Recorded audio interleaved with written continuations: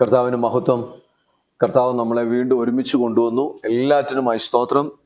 ഈ ഞായറാഴ്ചയും നമുക്ക് ഒരുമിച്ച് കൂടാനും ദൈവവചനം പഠിക്കാനും ദൈവസന്നിധിയിലായിരിക്കാനും സർവകൃപാലുവായ ദൈവം നമ്മുടെ ജീവിതത്തിൽ ഇങ്ങനെ നല്ലൊരു അവസരം ഒരുക്കി. അതിനായി സ്തോത്രം ചെയ്യുന്നു. റെക്കോർഡിങ്ങിൽ കൂടെയൊക്കെ ഞങ്ങളെ കേൾക്കുന്നവരോടൊക്കെയുള്ള നന്ദി അറിയിക്കുക. കടന്നു വന്ന എല്ലാ ദൈവ മക്കളെ ഒരിക്കൽ കൂടി യേശു കർത്താവിൻ്റെ നാമത്തിൽ വന്ദനം ചെയ്യുന്നു. നമ്മുടെ ഒരു ഇനിഷ്യൽ സ്റ്റേജ് ആയതുകൊണ്ട് നമ്മൾ ഇങ്ങനെയൊക്കെയാണ് വർക്ക് ചെയ്തെങ്കിലേ പറ്റത്തുള്ളൂ. സോ നമ്മൾ പഠിച്ചുകൊണ്ടിരിക്കുന്നത് സൂപ്പർ നാച്ചുറൽ പ്രൊട്ടക്ഷൻ എന്ന് പറയുന്ന ഒരു വിഷയമായിരുന്നു. സൂപ്പർ നാച്ചുറൽ പ്രൊട്ടക്ഷൻ നമ്മൾ അതിൻ്റെ എവിടെ വരെ ചിന്തിച്ചു എന്ന് ദൈവമക്കൾ ഓർക്കുന്നുണ്ടായിരിക്കും അല്ലേ? ഈ ഭാഗങ്ങളെല്ലാം നമ്മൾ ചിന്തിച്ചു, ഈ സ്ലൈഡുകളെല്ലാം ചിന്തിച്ചു. വളരെ ബ്യൂട്ടിഫുൾ. ഇനി നമ്മൾ കഴിഞ്ഞ ആഴ്ച നമ്മൾ ചിന്തിച്ചത് എവിടെ വരെയാ? Angel in the Daniel cave. ദാനിയേലിന്റെ ഗുഹയിൽ ദൈവിക ദൂതൻ ഇറങ്ങി വന്നത് എത്ര ബ്യൂട്ടിഫുള്ളാണ്. കഴിഞ്ഞ ആഴ്ചത്തെ മെസ്സേജ് ഞാൻ റെക്കോർഡ് ചെയ്ത് നിങ്ങൾക്ക് അയച്ചു വന്നിട്ടുണ്ടായിരുന്നു. പക്ഷെ വീഡിയോ റെക്കോർഡ് ചെയ്യാൻ പറ്റിയില്ല. പക്ഷെ കഴിഞ്ഞ ആഴ്ചത്തെ മെസ്സേജ് ഓഡിയോ റെക്കോർഡിങ് മാത്രമേ ഉള്ളൂ. പക്ഷെ എനിക്കത് ആഗ്രഹമുണ്ട് എങ്ങനെയെങ്കിലും എടുത്തത് കൺവേർട്ട് ചെയ്ത് വീഡിയോ ആക്കി ഇടണമെന്ന്. കാരണം ഒത്തിരി പേർക്ക് പ്രയോജനമാണ്. പലപ്പോഴും ഉണ്ടല്ലോ ദൈവം ഓരോ രീതികളിൽ നമ്മളെ ഉപയോഗിക്കുന്ന വിധങ്ങളെ ഓർക്കുമ്പോഴാണ് ദൈവത്തിന് സ്തോത്രം ചെയ്യുക. ഇന്നലെയല്ല ഫ്രൈഡേ രാത്രി ഞാൻ മാവേലിക്കര PYPയുടെ ഒരു ക്യാമ്പിന് പ്രസംഗിച്ചു. രാത്രി പോയി ഒരു ക്യാമ്പിന് പ്രസംഗിച്ചു. പാഠശാലയിൽ നിന്ന് NB ട്രിപ്പാസ്റ്ററുടെ ചർച്ചിലെ മീറ്റിംഗ് കഴിഞ്ഞ് ഉടനെ തന്നെ PYPക്ക് മീറ്റിങ്ങിന് പോയി. ഭയങ്കര മഴയും കൂടെ കൂടിയാ. മീറ്റിങ്ങിന് പോയി പ്രസംഗിച്ചെല്ലാം കഴിഞ്ഞിട്ട് ലൈവും കൊടുത്തിട്ടുണ്ട്. അവർ ലൈവ് ഉണ്ട്. ഞാൻ ലൈവ് നിങ്ങൾക്ക് ഷെയർ ചെയ്ത് തരാം, നിങ്ങളത് കേൾക്കണം. മീറ്റിംഗ് എല്ലാം കഴിഞ്ഞിട്ട് രാത്രി ആയപ്പോൾ ഞാൻ ക്ഷീണിതനാണ്. ഇപ്പം ഞാൻ അടുത്ത ദിവസം എപ്പോഴോ ഒരു മെസ്സേജ് വന്ന് കിടപ്പുണ്ട്. എനിക്ക് ഇല്ലാത്തൊരു നമ്പറിൽ നിന്ന്, എന്നുവെച്ചാൽ നമ്മുടെ സേവ് ആകാത്തൊരു നമ്പറിൽ നിന്ന്. ഒരു 18 വർഷം മുമ്പേ ഞങ്ങളുടെ കോളേജ് മീറ്റിങ്ങിൽ ഉണ്ടായിരുന്ന ഒരു മോൾ അയച്ചേക്കും. ഇന്ത്യക്ക് വെളിയിൽ നിന്ന് അയച്ചു. 18 വർഷം മുമ്പ് ഇന്ത്യക്ക് വെളിയിൽ നിന്നുള്ളൊരു സിസ്റ്റർ അയച്ചേക്കും. ആ സിസ്റ്റർ പറയുക, ഞാൻ 18 വർഷം മുമ്പേ എടുത്ത മെസ്സേജിൻ്റെ ഒരു ഭാഗം പുള്ളിക്കാരി പറയാം, ആ മെസ്സേജ് ഉൾപ്പെടെ ജോസഫിൻ്റെ സ്വപ്നം എന്ന് പറഞ്ഞൊരു വിഷയം ഞാൻ എടുത്തിട്ടുണ്ട്. അതൊക്കെ ഓർത്ത് പറയാം. ഞാൻ എൻ്റെ ഹൃദയത്തിൽ ഓർക്കുക, ദൈവമേ, അവര് എത്ര വർഷങ്ങൾ കഴിഞ്ഞു. പൊതുവെ ആരുടെയും മെസ്സേജുകൾ ഓർത്തിരിക്കാറില്ല, മറന്നു. കഴിഞ്ഞ ആഴ്ചത്തെ മെസ്സേജ് എന്ന് ചോദിച്ചു കഴിഞ്ഞാൽ അറിയത്തില്ല. പക്ഷേ 18 വർഷം കഴിഞ്ഞിട്ടും ആ മെസ്സേജുകളൊക്കെ ഓർത്തിരിക്കുന്നുണ്ടെങ്കിൽ അവരുടെ ഹൃദയത്തിൽ അതിനെത്ര സ്വാധീനം വന്നിട്ടുണ്ട്. ദൈവം അവരെ എത്ര തൊട്ടിട്ടുണ്ട്. ഞാൻ പറഞ്ഞ വേർഡുകളും അന്ന് ഞാൻ യൂസ് ചെയ്ത തമാശ വരെ പുള്ളിക്കാരി എനിക്ക് ഓഡിയോ അയച്ചേക്കുക. റോയ് പാസ്റ്ററെ, ഞാൻ ഇതെല്ലാം ഓർക്കുന്നു. ഞങ്ങളോട് അന്ന് ഉണ്ടായിരുന്ന സമയം, കോളേജിൽ പഠിക്കാൻ വന്ന, ഇന്ന് കർത്താവ് ആ കുടുംബത്തെ ഇന്ത്യക്ക് വെളിയിൽ എവിടെ ഉപയോഗിക്കുന്നു. ഇതൊക്കെ കേൾക്കുമ്പോൾ എനിക്ക് ഭയങ്കര സന്തോഷം. കാരണം ദൈവത്തിൻ്റെ വചനം ദൈവം തരുന്നത് അത് പ്യൂറായിട്ട് ദൈവമക്കളോടുകൂടെ പറയുമ്പോൾ അവരുടെ ഹൃദയങ്ങളിൽ ഇന്നല്ലേ നാളെ ഇന്നൊന്നും ആരും പറയത്തില്ല, പക്ഷെ അവരുടെ ഹൃദയങ്ങളിൽ അത് കിടക്കുന്നുണ്ട്. ദൈവത്തിന് സ്തോത്രം. അതുപോലെ നിങ്ങളുടെ ഹൃദയത്തിലും ഈ പഠിപ്പിക്കുന്ന ദൈവവചനം കിടക്കട്ടെ. ദാനിയേലിന്റെ ചരിത്രം എടുത്തത് എനിക്കറിയാം, വളരെ ഇമ്പോർട്ടൻ്റ്, വലിയ വിസ്റ്റം. ഞാൻ പ്ലാൻ ചെയ്തെടുത്തതല്ല. ഞാൻ ഇവിടെ വന്ന് നിൽക്കുമ്പം ദൈവാത്മാവിനെ അങ്ങനെ ഗൈഡ് ചെയ്തതാണ്. ചില വിഷയങ്ങൾ ദൈവാത്മാവ് ഗൈഡ് ചെയ്യുമ്പം ഒരു ഭയങ്കര ഇമ്പോർട്ടൻ്റ്. എനിക്കറിയാം ദൈവവചനത്തിനകത്തൂടെ വിസ്റ്റം കിടക്കും. ഭയങ്കരം. എനിക്ക് തന്നെ എൻ്റെ മെസ്സേജ് ഞാൻ തന്നെ ചിലപ്പോൾ തിരിച്ച് കേട്ടിട്ട് എനിക്ക് തന്നെ എക്സൈറ്റഡ്. ഇവിടെ ഇത് ഞാൻ തന്നെയാണോ പറഞ്ഞത്? എനിക്ക് അത്രയും ബുദ്ധിയില്ല. ഇത് ഞാൻ തന്നെയാണോ പറഞ്ഞതെന്ന് ഞാൻ ചിന്തിച്ചു ചില സമയത്ത്. എൻ്റെ ദൈവം എങ്ങനെയാ ദൈവം നടത്തുന്നത്? ദൈവത്തിൻ്റെ പരിശുദ്ധാത്മാവ് എത്ര വലുതാ എന്ന് പലപ്പോഴും ഓർത്തു പോകാറുണ്ട്. നമ്മുടെ നിസ്സാര അവസ്ഥ പലപ്പോഴും ഞാൻ ഓർക്കാറുണ്ട്. ദൈവത്തിന് സ്തോത്രം. ഇന്നും ദൈവം നമ്മളോട് സംസാരിക്കട്ടെ എന്ന് കർത്താവിനോട് പ്രാർത്ഥിക്കുന്നു. കർത്താവപ്പച്ചൻ്റെ വാക്കുകൾ കേൾക്കാൻ നമ്മുടെ ഹൃദയങ്ങളെ കൂർപ്പിക്കാം. അതാ നമുക്കുള്ള ജീവൻ, അതാ നമുക്കുള്ള ബലം. കർത്താവിനെല്ലാം മഹത്വവും ബഹുമാനവും കർത്താവിന് മാത്രം അർപ്പിക്കും. നമ്മൾ അടുത്തത് പഠിക്കാൻ പോവാം. സൂപ്പർ നാച്ചുറൽ പ്രൊട്ടക്ഷനകത്ത് ദൈവം തൻ്റെ ജനത്തെ വ്യത്യസ്ത രീതികളിൽ സൂക്ഷിച്ചത് കൊണ്ടാണ് അവരൊക്കെ വളർന്നത് കേട്ടോ. നമുക്ക് ഇന്ന് ഇതിനകത്തൂടെ എന്തോ പഠിക്കാൻ പറ്റുന്നത് ദൈവം തൻ്റെ ആ തലമുറകളിലൊക്കെ എങ്ങനെയൊക്കെയാ ആ ജനത്തെ സൂക്ഷിച്ചത്, അതുപോലെ നമ്മളെയും സൂക്ഷിച്ചെങ്കിൽ മാത്രമേ എന്തു പറ്റത്തുള്ളൂ? നമുക്ക് വളരാൻ പറ്റും.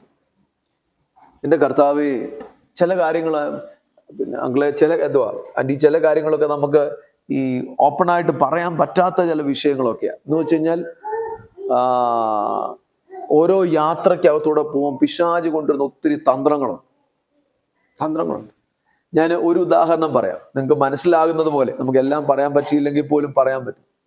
പിശാച് ഭയങ്കര തന്ത്രശാലിയാണ്. അവന് എങ്ങനെയെങ്കിലും നമ്മുടെ ലൈഫിനെ ശുശ്രൂഷിക്കുന്നവരെ ട്രബിൾ ചെയ്യണം. അത് ട്രബിൾ ചെയ്യാൻ അവൻ പല വിഷയങ്ങൾ ഉപയോഗിക്കും.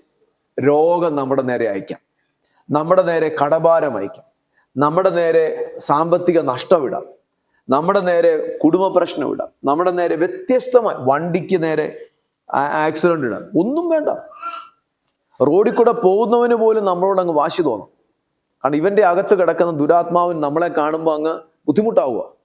പല രീതികളിൽ വരാം. ഇല്ലെങ്കിൽ നമ്മുടെ കൂടെ നിൽക്കുന്നവരുടെ അകത്തുനിന്ന് നമുക്ക് ഓരോ കാര്യങ്ങൾ ചെയ്യാം. ഇങ്ങനെയൊക്കെ എത്ര അനുഭവങ്ങളാണെന്നറിയോ? ഈ സമയത്ത് നിങ്ങൾ എന്ത് ചെയ്യണമെന്നറിയോ? ദൈവത്തിന്റെ കൃപയിലും ദൈവിക പരിജ്ഞാനത്തിലും കാര്യങ്ങളെ ഹാൻഡിൽ ചെയ്യണം.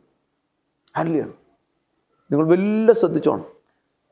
ഞാൻ ചില കാര്യങ്ങൾ എനിക്കറിയാം എവിടെ വരെ പറയാൻ പറ്റുമെന്ന് എൻ്റെ ചിന്ത. ചില ചർച്ചുകളിൽ ചെന്നാ ഭയങ്കര ദൈവസാന്നിധ്യം, ഒന്നുമില്ല, നിശബ്ദത. ഞാൻ ഇന്നലെ കഴിഞ്ഞ ആഴ്ച ഒരു ചർച്ചിന്റെ കാര്യം പറഞ്ഞു, പാലക്കാട്ടെ ഒരു ചർച്ചിന്റെ കാര്യം പറഞ്ഞു. പാലക്കാട്ട് നെന്മാറയിലുള്ള പാസ്റ്റർ ജിമ്മിയുടെ ചർച്ച്, ജിമ്മിച്ചാന്റെ ചർച്ച്. എനിക്ക് ജിമ്മിച്ചാനെ 10-30 വർഷമായിട്ട് അറിയാം. ജിമ്മിച്ചാന്റെ ചർച്ച് അവിടെ ചെന്ന് കഴിഞ്ഞാൽ എല്ലാം സൈലന്റാ. പക്ഷെ കയറിയിരിക്കുന്ന സമയം തൊട്ടറിയാം അതിൻ്റെ മേലിൽ ഒരു ജീവനുണ്ട്, ഒരു സാന്നിധ്യമുണ്ട്. ആ ദൈവദാസനെ കുറിച്ച് പറയുക, അവിടെ ചെങ്ങലയിലും കയറയിലും കെട്ടിക്കൊണ്ട് ആൾക്കാരെ കൊണ്ടുവരും. പക്ഷെ പ്രാർത്ഥിക്കും, അവർ സൗഖ്യമായിട്ട് വീട്ടിൽ പോകും. ഇന്നും അവിടെ അതാ നടക്കുന്നത്. ആ ദൈവ സാന്നിധ്യം. മറ്റു ചിലയിടത്തോട്ട് എന്ന് കയറിക്കഴിഞ്ഞാൽ, ചർച്ചിലോട്ട് എന്ന് കയറിക്കഴിഞ്ഞാൽ അഹങ്കാരം. ഞാനിപ്പം യാത്രയെ ഫീൽ ചെയ്ത, നമുക്കിത് ശരിക്കും എവിടാന്നൊന്നും പറയാൻ പറ്റത്തില്ല. നന്മ പറയാം, നന്മ അല്ലേ? അഹങ്കാരം. ആ ചർച്ചിനകത്ത് ഇരിക്കുമ്പം എല്ലാവരുടെ ഉള്ളിൽ അങ്ങ് ആ അഹങ്കാരത്തിന്റെ സ്പിരിറ്റ് അവിടെ വ്യാപരിക്കുന്നു. അഹങ്കാരത്തിന്റെ സ്പിരിറ്റ്. ചിലയിടത്ത് ചെന്ന് കഴിഞ്ഞാൽ ഭയങ്കര പൊങ്ങച്ചത്തിന്റെ സ്പിരിറ്റ്.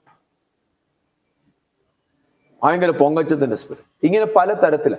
ഇനി നമ്മളുടെ കൂടെ നടക്കുന്നവരുടെ അകത്ത് പോലും എന്ത് പറ്റുമെന്നറിയാമോ? നമ്മുടെ കൂടെ നടക്കുന്നവരുടെ അകത്ത് പോലും ഡിഫറെന്റ് ടൈപ്പ് ഓഫ് സ്പിരിറ്റിനെ ഇട്ട് ഡിസ്യൂണിറ്റിയെ കൊണ്ടുവരാന്നു. ഞാൻ ഇപ്പൊ ഇത് റെക്കോർഡിംഗ് ഉള്ളതുകൊണ്ട് അങ്ങനെ പറഞ്ഞ് നിർത്തുക. പിന്നെ എപ്പോഴെങ്കിലും റെക്കോർഡിംഗ് ഒക്കെ ഇല്ലാത്തപ്പം, കാരണം സ്പിരിച്വൽ മണ്ഡലത്തെ നമ്മൾ ശരിക്കും മനസ്സിലാക്കി ദൈവം നമുക്ക് തരുന്ന അനുഭവങ്ങൾ അടുത്ത തലമുറയെ പഠിപ്പിക്കുകയും ചെയ്യണം. പഠിപ്പിച്ചില്ലെങ്കിൽ എന്ത് പറ്റുമെന്നറിയാമോ? ബുദ്ധിമുട്ട്. അതുകൊണ്ട് ഈ മേഖലകളിൽ കൂടെ എല്ലാം കടന്നു പോകുമ്പോൾ നമ്മുടെ ഹൃദയത്തിനും നമ്മുടെ ജീവിതത്തിനും ദൈവത്തിന്റെ കാവലുണ്ടെങ്കിൽ മാത്രമേ നമുക്ക് വളരാൻ പറ്റത്തുള്ളൂ. നിങ്ങൾ ആദ്യം ചെയ്യേണ്ടത് അതാ. നിങ്ങളുടെ ചുറ്റിനും കാവലുണ്ടാകണം. മടങ്ങി വരാൻ നമ്മൾ ഇന്ന് ചിന്തിക്കാം. ഞാൻ ഇന്നും ആ ഭാഗങ്ങളെല്ലാം വിട്ടിട്ട് നേരെ ഇങ്ങി വരിക. നമുക്ക് ഈ ഭാഗം ഒന്ന് ചിന്തിച്ചു നോക്കാം. യെശയ്യാ പ്രവാചകന്റെ പുസ്തകത്തിൽ അതിന്റെ 31-ാം അധ്യായം 5-ാമത്തെ വാക്യത്തിൽ വായിക്കുന്ന ദൈവത്തിന്റെ കാവലിനെ കുറിച്ച് ചിന്തിച്ച് നമുക്ക് മുമ്പിലോട്ട് പോകാം. യെശയ്യാ പ്രവാചകന്റെ പുസ്തകം 31-ാം അധ്യായം അതിന്റെ 5-ാമത്തെ വാക്യം വായിച്ചാട്ടെ.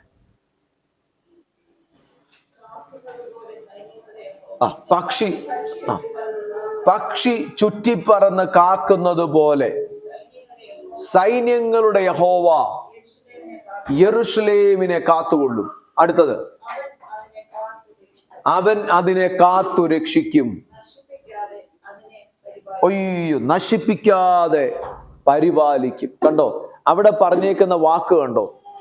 പക്ഷി ചുറ്റി പറന്ന് കാക്കുന്നത് പോലെ യഹോവ ചുറ്റിപ്പറന്ന് യെരൂശലേമിനെ കാത്തുകൊള്ളും. അവനെ തകർന്നു പോകാതെ. എങ്ങനെ അടി വാക്യം?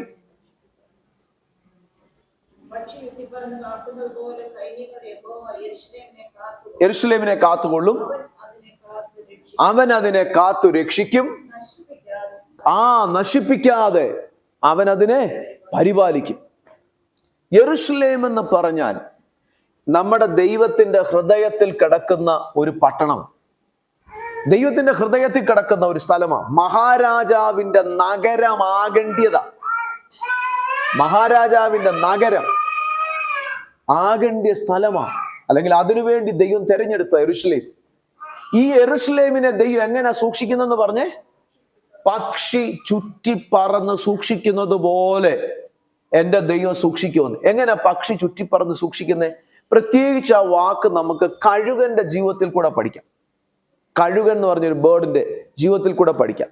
തൻ്റെ കുഞ്ഞുങ്ങളെ ഏതെങ്കിലും ഉയർന്ന സ്ഥലത്ത് കൂടുണ്ടാക്കി ആ കുഞ്ഞുങ്ങൾക്ക് കൂട്ടിനകത്താക്കി അതിന് ആഹാരമെല്ലാം കൊടുത്തിട്ട് ഈ കഴുകൻ എന്തോ പറ്റുമെന്നറിയാമോ? അവൻ ചിറക് വിരിച്ച് ഇതിന്റെ മണ്ടയ്ക്കൂടെ കുഞ്ഞുങ്ങളുടെ മീതെ ഇങ്ങനെ പറന്നുകൊണ്ടിരിക്കും, കുഞ്ഞുങ്ങളുടെ മീതെ പറന്നുകൊണ്ടിരിക്കും. ഏതെങ്കിലും തരത്തിലുള്ള ഒരു ബേർഡ്, നിങ്ങൾ ശ്രദ്ധിക്കണം, ഏതെങ്കിലും തരത്തിലൊരു ബേർഡ് ഈ കഴുകന്റെ കുഞ്ഞുങ്ങളുടെ അടുക്കൽ വരാൻ പൊതുവെ വരാറില്ല. കാരണം സാധാരണ ബേർഡുകൾ വരത്തില്ല, കാരണം ഇതെല്ലാം ഉയരങ്ങളിലാണ്, ഒത്തിരി ഉയരങ്ങളിലായതുകൊണ്ട് വരത്തില്ല. അപ്പൊ ഏതെങ്കിലും ഒരു ബേർഡ് ഇതിന്റെ കൂടിന് അടുക്കൽ വരുവോ എന്തെങ്കിലും ചെയ്താൽ ഈ കഴുകൻ ഒന്ന് ഡൈവ് ചെയ്യും, ഒന്ന് ഭയങ്കര അഗ്രസീവോടെ അതിന്റെ കുഞ്ഞുങ്ങളെ പ്രൊട്ടക്ട് ചെയ്യാൻ വരുന്നു. ഭയങ്കര അഗ്രസീവോടെ അതിന്റെ കുഞ്ഞുങ്ങളെ പ്രൊട്ടക്ട് ചെയ്യാൻ വരുന്നു. അങ്ങനെ ആ കഴുകൻ തൻ്റെ കുഞ്ഞുങ്ങളെ പറക്കുന്ന യെരൂശലേമിന് ചുറ്റും, അല്ലേ, യെരൂശലേം എന്ന് പറഞ്ഞ പട്ടണത്തിന് ചുറ്റും, അല്ലേ, കഴുകൻ തൻ്റെ കുഞ്ഞുങ്ങളുടെ മീതെ എങ്ങനെ പക്ഷി ചുറ്റിപ്പറന്ന് കാക്കുന്നത് പോലെ. അത് നമ്മൾ കഴുകന്റെ ജീവിതത്തിൽ നിന്ന് പഠിക്കാം. നിങ്ങൾ പറ, ഒരു പട്ടണത്തിന് മീതെ ദൈവം അങ്ങനാണ് രാവും പകലും കാവല് കൊടുക്കുന്നതെങ്കിൽ എൻ്റെ ദൈവത്തിനൊരു പട്ടണത്തെ സൂക്ഷിക്കാൻ പറ്റുമെങ്കിൽ നമ്മളെ സൂക്ഷിക്കാൻ പറ്റുമോ? പട്ടണത്തെ തന്നെയല്ല, സകല പ്രപഞ്ചത്തെയും പോറ്റുന്ന ദൈവമാണ് നമ്മുടെ ദൈവം. സങ്കീർത്തനക്കാരൻ 127 പറയുന്നുണ്ട്, യഹോവ വീട് പണിയാതിരുന്നാൽ പണിയുന്നവർ വൃഥ അധ്വാനിക്കുന്നു, യഹോവ പട്ടണം കാക്കാതിരുന്നാൽ കാവൽക്കാർ വൃഥ ജാഗരിക്കുന്നു. നിങ്ങൾ ചിന്തിച്ചു നോക്ക്. യഹോവ വീട് പണിയാതിരുന്നാൽ പണിയുന്നവർ വൃഥ അധ്വാനിക്കുന്നു, യഹോവ പട്ടണം കാക്കാതിരുന്നാൽ കാവൽക്കാർ വൃഥ ജാഗരിക്കുന്നു. അപ്പൊ കർത്താവ് പട്ടണത്തെ കാക്കണോ? ദൈവം നമ്മളുടെ പട്ടണങ്ങളെ സൂക്ഷിക്കട്ടെ, നമ്മുടെ പട്ടണങ്ങളെ കാവൽ തരട്ടെ. ഇനിയും യെരൂശലേമിന് ചുറ്റുമുള്ള ഒരു കാവൽ ഞാൻ വീണ്ടും നിങ്ങൾക്ക് എടുത്തു തരാം. പട്ടണത്തെ സൂക്ഷിക്കുന്ന ദൈവം, യെരൂശലേം മഹാരാജാവിന്റെ നഗരമാണ്. യെരൂശലേം ദൈവത്തിന്റെ ഹൃദയത്തിലുള്ള ഒരു പട്ടണമാണ്, ഒരു നഗരമാണ് കേട്ടോ. ഈ നഗരത്തിനെതിരെയാണ് പിശാച് എങ്ങനെയെങ്കിലും പിടിച്ച് ചീന്തണം, കടിച്ചു കീറി കളയണം, ഡിവൈഡ് ചെയ്യണം, അതിനെ ശൂന്യമാക്കണം, യെരൂശലേമിനെ നശിപ്പിച്ചു കളയണം എന്നൊക്കെ പറഞ്ഞ് ആകെപ്പാടെ ബഹളമുണ്ടാക്കുന്നത്. ഇപ്പോഴും എന്തുവാ, ഒരു പാലസ്തീൻ ഹമാസ് യുദ്ധം നടക്കുന്ന സമയം, ഇസ്രായേൽ ഹമാസ് യുദ്ധം നടക്കുന്ന സമയത്ത് നിങ്ങളൊരു സ്ലോഗൻ കേട്ട് കാണും, river to sea free free Palestine. കേട്ടായിരുന്നോ? നിങ്ങളെ സ്ലോഗൻ കേട്ടില്ല? റിവർ ടു സീ, ഭയങ്കര ഫേമസ് ഒരു സ്ലോഗനാ. River, Jordan river, to sea free free പാലസ്. ഇത് ഞാന് ബെഞ്ചമിൻ നെതന്യാഹു ഇതിന്റെ എക്സ്പ്ലനേഷൻ പറയുന്നത് ഞാൻ കേട്ടതാ. ബെഞ്ചമിൻ അദ്ദേഹം പറയുന്ന വേർഡ്, ഗസ എന്ന് പറയുന്ന അല്പ സ്ഥലമേ ഉള്ളൂ, അതിനല്ല ഇവര് പോരാടുന്നേ. ഗസ എവിടെയാ? ഇച്ചിരിയേ ഉള്ളൂ. ഞാൻ മാപ്പിനകത്ത് കാണിച്ചിട്ടുണ്ടല്ലോ. പിന്നെ എവിടെയാ റിവർ ഉള്ളത്? ഗസായിൽ റിവർ ഇല്ലല്ലോ, ഗസായിൽ റിവർ ഇല്ലല്ലോ, പിന്നെ എവിടെയാ റിവർ ഉള്ളേ? അയ്യോ, നിങ്ങൾക്ക് മനസ്സിലായിട്ടില്ലേ? നിങ്ങൾക്ക് ആ ഭാഗം ഞാൻ വീണ്ടും എടുത്തു തരണോ? അല്ലേ?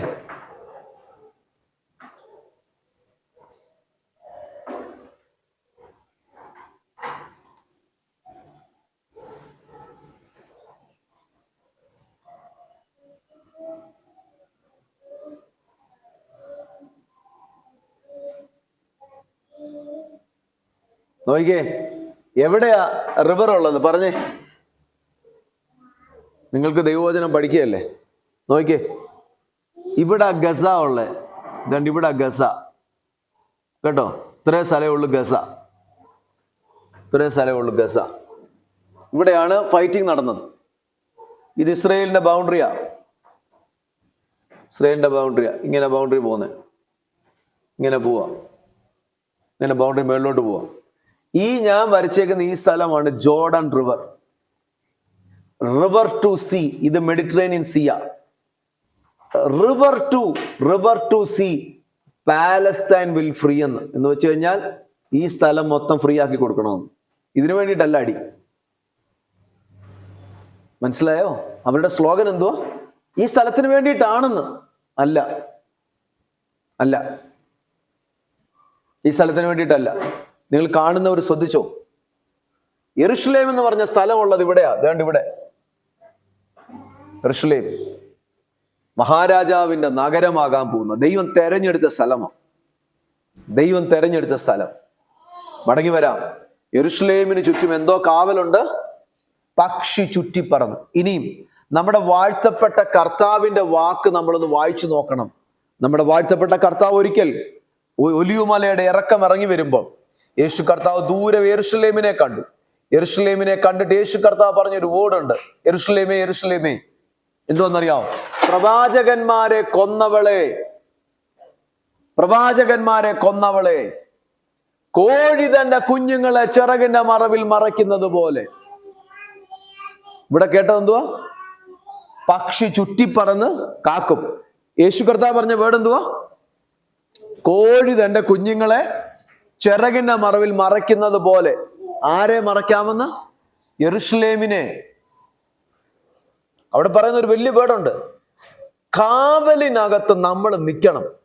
ദൈവം കൊണ്ടുവന്ന് നിർത്തത്തില്ല. പ്രവാചകന്മാരെ കൊന്നവളെ. ആരാ പ്രവാചകന്മാരെ കൊന്നവര്? യെരുശലേം. കാരണം ദൈവം അവരുടെ അടുക്കലേക്ക് പാപം ചെയ്തപ്പം പ്രവാചകന്മാരെ അയച്ചു, അല്ലേ? നിങ്ങൾ ദൈവവചനം ആഴത്തിൽ മനസ്സിലാക്കണം. ഇപ്പൊ ചിലരുടെ ചോദ്യമുണ്ട്, എന്തുകൊണ്ടാണ് ക്രിസ്ത്യൻ രാജ്യമായ അമേരിക്കയ്ക്ക് അടി കിട്ടുന്നേ? ക്രിസ്ത്യൻ രാജ്യമായ ഇംഗ്ലണ്ടിന് എന്തുകൊണ്ട് അടി കിട്ടുന്നേ? അങ്ങനെ നിങ്ങളുടെ ദൈവം അടിക്കുവോ? അയ്യോ, യെരുശലേമിനെ അടിച്ചോ നോക്കിയാൽ മതി. യെരുശലേമിനെ തൂത്തുപറക്കി അടിക്കുക മാത്രമല്ല, ഈ യെരുശലേമിനെ ദൈവം അവിടുന്ന് ഓടിച്ചു കളഞ്ഞു, അല്ലേ? ഈ യെരുശലേമിനെ ദൈവം ഇവരെ ഓടിച്ചു കളഞ്ഞു. ഈ യെരുശലേമിനെ ദൈവം, നിങ്ങൾക്കറിയാം, ശലോമോന്റെ കാലത്ത് ഇസ്രയേൽ എന്നും ജെറുസലേം എന്നും രണ്ടായിട്ട് തിരിഞ്ഞു. ഇസ്രയേൽ എന്ന് പറഞ്ഞ രാജ്യത്തെ അസീറിയക്കാർ വന്ന് തകർത്തു കളഞ്ഞു. 10 ഗോത്രങ്ങളെ അസീറിയക്കാർ തകർത്തു കളഞ്ഞു. അയ്യോ, അപ്പൊ ഈ ദൈവം ഈ പറഞ്ഞ കാവലെല്ലാം ഉള്ളതല്ലേ? കുഞ്ഞേ, യഹോവയുടെ പ്രമാണത്തിൽ നീ നിൽക്കണം.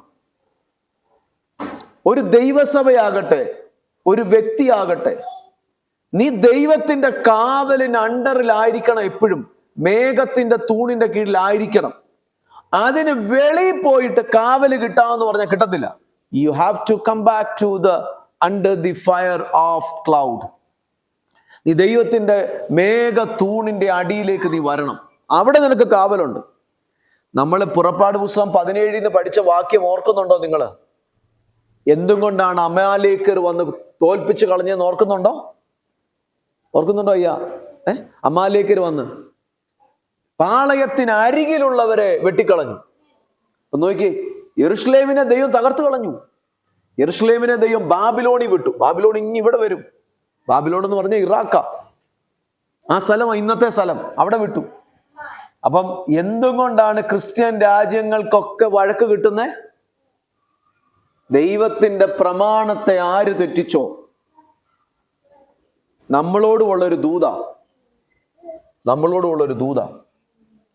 കാവലിൽ നമ്മൾ നിന്നേ പറ്റും.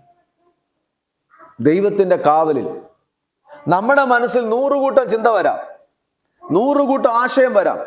നമ്മളെ പുറത്തെടുത്ത് കളയാൻ, ഒരു നല്ല സിസ്റ്റത്തിൽ നിന്ന് പുറത്തെടുക്കാൻ പല ചിന്തകൾ കൊണ്ടുവരാം. പക്ഷേ ദൈവം നിങ്ങളുടെ ജീവിതത്തിൽ കാവല് തന്നെങ്കിൽ മാത്രമേ നിങ്ങൾക്ക് വളരാൻ പറ്റത്തുള്ളൂ. എനിക്ക് ഇന്ന് പകൽ വളരെ പ്രാഗൽഭ്യത്തോടൊരു കാര്യം പറയാം. എന്തോന്നറിയാമോ? കഴിഞ്ഞ 20 ദിവസം കേരളം മൊത്തം യാത്ര ചെയ്തു. രാത്രിയിലും പകലും മഴയത്തും എല്ലാം യാത്ര ചെയ്തു. വാഹനത്തിനൊരു പോറൽ പോലും ഇല്ലാതെ എൻ്റെ ദൈവം സൂക്ഷിച്ചു. പക്ഷെ ഞാൻ വേദനയിൽ കൂടെയും പ്രയാസത്തിൽ കൂടെ ഒരിക്കൽ കടന്നു പോയതാ. വണ്ടി എടുത്ത പ്രശ്നം, വന്ന് ആരെങ്കിലും വന്ന് വരച്ചിട്ട് പോകും, അല്ല ഇങ്ങോട്ട് വന്ന് വഴക്കുണ്ടാക്കാൻ വരും, വണ്ടിയുടെ ഗ്ലാസ് തല്ലി പൊട്ടിക്കാൻ വരും, മീറ്റിംഗ് കഴിഞ്ഞിട്ട് വരും. ഉണ്ട്. കർത്താവിന്റെ ശുശ്രൂഷ നിമിത്തം പ്രശ്നങ്ങളുണ്ട്, ഇല്ലെന്ന് ഞാൻ പറയുന്നില്ല, അതൊക്കെ മനസ്സിലാക്കുന്നു. ഇല്ലെങ്കിൽ കുഞ്ഞുങ്ങൾക്ക് പ്രശ്നം, വീട്ടിൽ പ്രശ്നം, വേറെ പ്രശ്നം, കൂടെ ഉള്ള. പക്ഷേ എൻ്റെ കർത്താവിനോട് ഞാൻ ചോദിക്കുകയും ഒക്കെ ചെയ്തപ്പോൾ ദൈവം എന്നോട് പറഞ്ഞൊരു വേർഡാ, മോനെ നിന്റെ ഓട്ടം മൊത്തം, ടീമിന്റെ ഓട്ടം മൊത്തം, നിന്റെ സഭയുടെ ഓട്ടം മൊത്തം എന്തിനകത്തായിരിക്കണം? കാവലിലായിരിക്കണം, ദൈവത്തിന്റെ സുരക്ഷയ്ക്കകത്തായിരിക്കണം. ദൈവത്തിന്റെ സുരക്ഷയ്ക്കകത്ത് മാത്രമേ നമുക്ക് വളരാൻ പറ്റത്തുള്ളൂ. ദൈവത്തിന്റെ സുരക്ഷയ്ക്കകത്ത് മാത്രമേ നമുക്ക് വളരാൻ പറ്റത്തുള്ളൂ. ഞാൻ അതും കൊണ്ടാ എൽ ബഥേൽ ചർച്ചിന് ഭയങ്കര റിവൈവൽ ടൈപ്പ് മെസ്സേജ് എടുക്കാം, റിവൈവൽ ടൈപ്പ് മെസ്സേജോ. പക്ഷേ എൻ്റെ ഹൃദയത്തിൽ ഏറ്റവും കൂടുതൽ ആഗ്രഹിക്കുന്നത്, എൻ്റെ കൂടെ ദൈവം തരുന്ന ജനം അവർ പ്രൊട്ടക്റ്റഡ് ആയി, ദൈവസഭ പ്രൊട്ടക്റ്റഡ് ആയി കഴിഞ്ഞാൽ ഞാൻ വിശ്വസിക്കുന്നു ദൈവം ഒന്ന് നമ്മളെ ലോഞ്ച് ചെയ്യും. നമ്മൾ അടയ്ക്കേണ്ടത് അടയ്ക്കണം. ഇല്ലെങ്കിൽ കൊണ്ടുവരിക ചോർച്ച, കൊണ്ടുവരിക ചോർച്ച. ഇന്ന് പല സഭകളിൽ സംഭവിക്കുന്ന അതാ. അവരുടെ ജീവിതത്തിൽ ഉയരാൻ പറ്റുന്നില്ല. എൻ്റെ പ്രിയ ദൈവമക്കളെ, നിങ്ങളോട് കൂടെ പറയട്ടെ, കാവല് ഭയങ്കര ഇമ്പോർട്ടൻ്റ്. പക്ഷി ചുറ്റി പറന്ന് കാക്കുന്നത് പോലെ, കേട്ടോ. ഇതാണ് യെരൂശലേം, ഇവിടെയാണ് യെരൂശലേം. നമുക്ക് മടങ്ങി വരാം നമ്മുടെ ആ ഭാഗങ്ങളിലേക്കൊന്ന് മടങ്ങി വരാം. യെരൂശലേമിനെ സൂക്ഷിക്കുന്നത് പോലെ ദൈവം തൻ്റെ ജനത്തെ സൂക്ഷിക്കുന്നു. ദൈവം തൻ്റെ ജനത്തെ.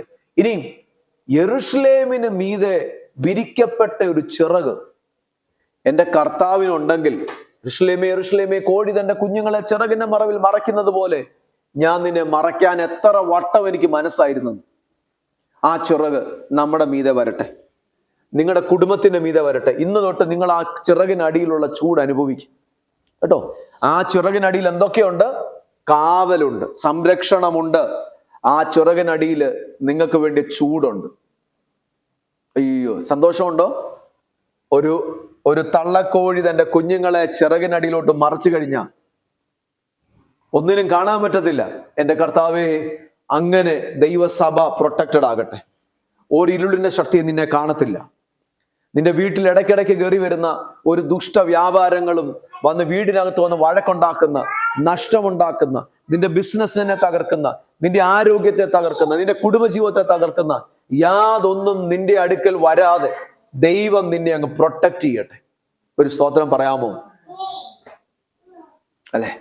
ആ പ്രൊട്ടക്ഷനകത്ത് നിങ്ങൾ വളരട്ടെ. ദൈവത്തിന്റെ കാവലിനെ കുറിച്ച് പല രീതികളിൽ ഉപമിച്ചിട്ടുണ്ട്. പക്ഷിയോട് ഉപമിച്ചിട്ടുണ്ട്, വൃക്ഷത്തോട് ഉപമിച്ചിട്ടുണ്ട്. ദൈവം നട്ട വൃക്ഷത്തിന് ദൈവം കാവൽ കൊടുക്കുമെന്ന്, ദൈവം നട്ട മുന്തിരിവള്ളിക്ക് ദൈവം വേലി കെട്ടുമെന്ന്, പല രീതികളിലാണ്. ഇവിടെ പറഞ്ഞു പക്ഷി ചുറ്റിപ്പറന്ന് കാക്കുന്നത് പോലെ ഞാൻ യെരൂശലേമിനെ. ചില സമയത്ത് ചില വീടുകളിൽ പ്രാർത്ഥിക്കാൻ പോകുമ്പം ആൻറ്റി എനിക്ക് കാണാം ഈ വീടിന് മീതെ ഒരു കാവലുണ്ട്. വളരെ ചുരുക്കം, ആ വീടിന് മീതെ ഒരു കാവലുണ്ട്. എൻ്റെ പ്രിയ സഹോദരങ്ങളെ, നിങ്ങൾ ഇന്ന് തൊട്ടൊരു കാര്യം ചെയ്യണം. നിങ്ങൾ നിങ്ങളുടെ വീടിനെ പ്രൊട്ടക്റ്റ് ചെയ്യണം, പ്രാർത്ഥനയിൽ പ്രൊട്ടക്റ്റ് ചെയ്യണം, നിങ്ങളുടെ കുഞ്ഞുങ്ങളെ പ്രൊട്ടക്റ്റ് ചെയ്യണം, നിങ്ങളുടെ ജോലിയെ പ്രൊട്ടക്റ്റ് ചെയ്യണം. വിക്കടായവൻ, വഞ്ചകൻ, ചതിയൻ ആരിൽ കൂടെയൊക്കെ കയറി വരുമെന്ന് പറയാൻ പറ്റുമോ? നിങ്ങൾ മനസ്സിലാക്കുക. നിങ്ങളുടെ ഉത്സാഹം, നിങ്ങളുടെ അനുഗ്രഹം കാണുമ്പം നിങ്ങളുടെ കൂടെ സന്തോഷിക്കാൻ ദൈവം ഒരു കൂട്ടം ദൈവമക്കളെ തരും. നിങ്ങൾ അത് കണ്ടുപിടിക്കണം, മനസ്സിലാക്കണം. നിങ്ങളുടെ കൂട്ടത്തിൽ സന്തോഷിക്കാൻ, നിങ്ങൾക്കൊരു ബിസിനസ് കിട്ടി, നിങ്ങൾക്കൊരു കാറ് മേടിച്ചു, അപ്പം നിങ്ങളുടെ കൂടെ സന്തോഷിക്കാൻ ഉള്ള ആൾക്കാരെ നിങ്ങൾക്ക് മനസ്സിലാക്കണം. പക്ഷെ മറ്റെല്ലാവർക്കും ഒരു സന്തോഷമല്ല. നിങ്ങൾക്കൊരു വിവാഹം, നിങ്ങളുടെ വീട്ടിലൊരു വിവാഹം നടന്നു, കുഞ്ഞുങ്ങൾക്ക് വീട്ടിലൊരു കുഞ്ഞു ജനിച്ചു, നിങ്ങളൊരു വീട് വെച്ചു. ഞാൻ മനസ്സിലാക്കിയിട്ട് പലരുടെ ഉള്ളിൽ ഈ ഭയങ്കര പാൽപിറ്റേഷൻ കൂട്ടും. ഞാൻ എന്നും പറയുന്നുണ്ട്, കാരണം ഇതിപ്പോ ഒരു പ്രാവശ്യമല്ല ഞാൻ പറഞ്ഞേക്കുന്നത്. നിങ്ങളുടെ നന്മ കാണുമ്പം മറ്റൊരാൾക്ക് അസ്വസ്ഥത ഉണ്ടാകുന്നുണ്ടെങ്കിൽ അല്ലെങ്കിൽ നമ്മൾക്ക് നമ്മളെ തന്നെ ചിന്തിക്കാം. മറ്റൊരാളുടെ അനുഗ്രഹം കാണുമ്പോൾ നമ്മുടെ ഉള്ളിൽ കുഴപ്പം ഉണ്ടാകുന്നുണ്ടെങ്കിൽ നമ്മൾ മാനസാന്തരപ്പെട്ടേ പറ്റത്തുള്ളൂ. ഒരാളുടെ അനുഗ്രഹം കാണും, അവരുയരട്ടെ. നമ്മുടെ ഉള്ളിൽ എവിടെയെങ്കിലും ബുദ്ധിമുട്ടുണ്ടെങ്കിൽ നമ്മൾ മാനസാന്തരപ്പെട്ടേ പറ്റൂ.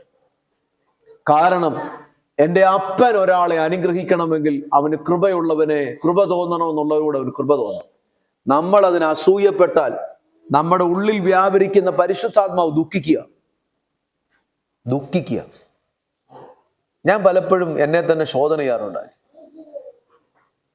എൻ്റെ കൂടെയുള്ള സഹോദരങ്ങളാകട്ടെ, ഓരോരുത്തരും ഒരു ദൈവവൈതൽ അനുഗ്രഹിക്കപ്പെടുമ്പം എൻ്റെ ഉള്ളിൽ എന്തുവാ വരുന്നത്?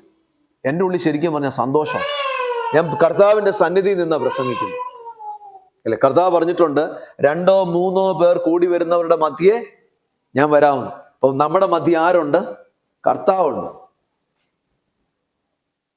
കാരണം ദൈവത്തിൻ്റെ മക്കൾ അനുഗ്രഹിക്കപ്പെടണം. അത് ഓരോ ദൈവമക്കളുടെ ആഗ്രഹം. പക്ഷേ എല്ലാവർക്കും അങ്ങനെ ആകണമെന്നില്ല കേട്ടോ.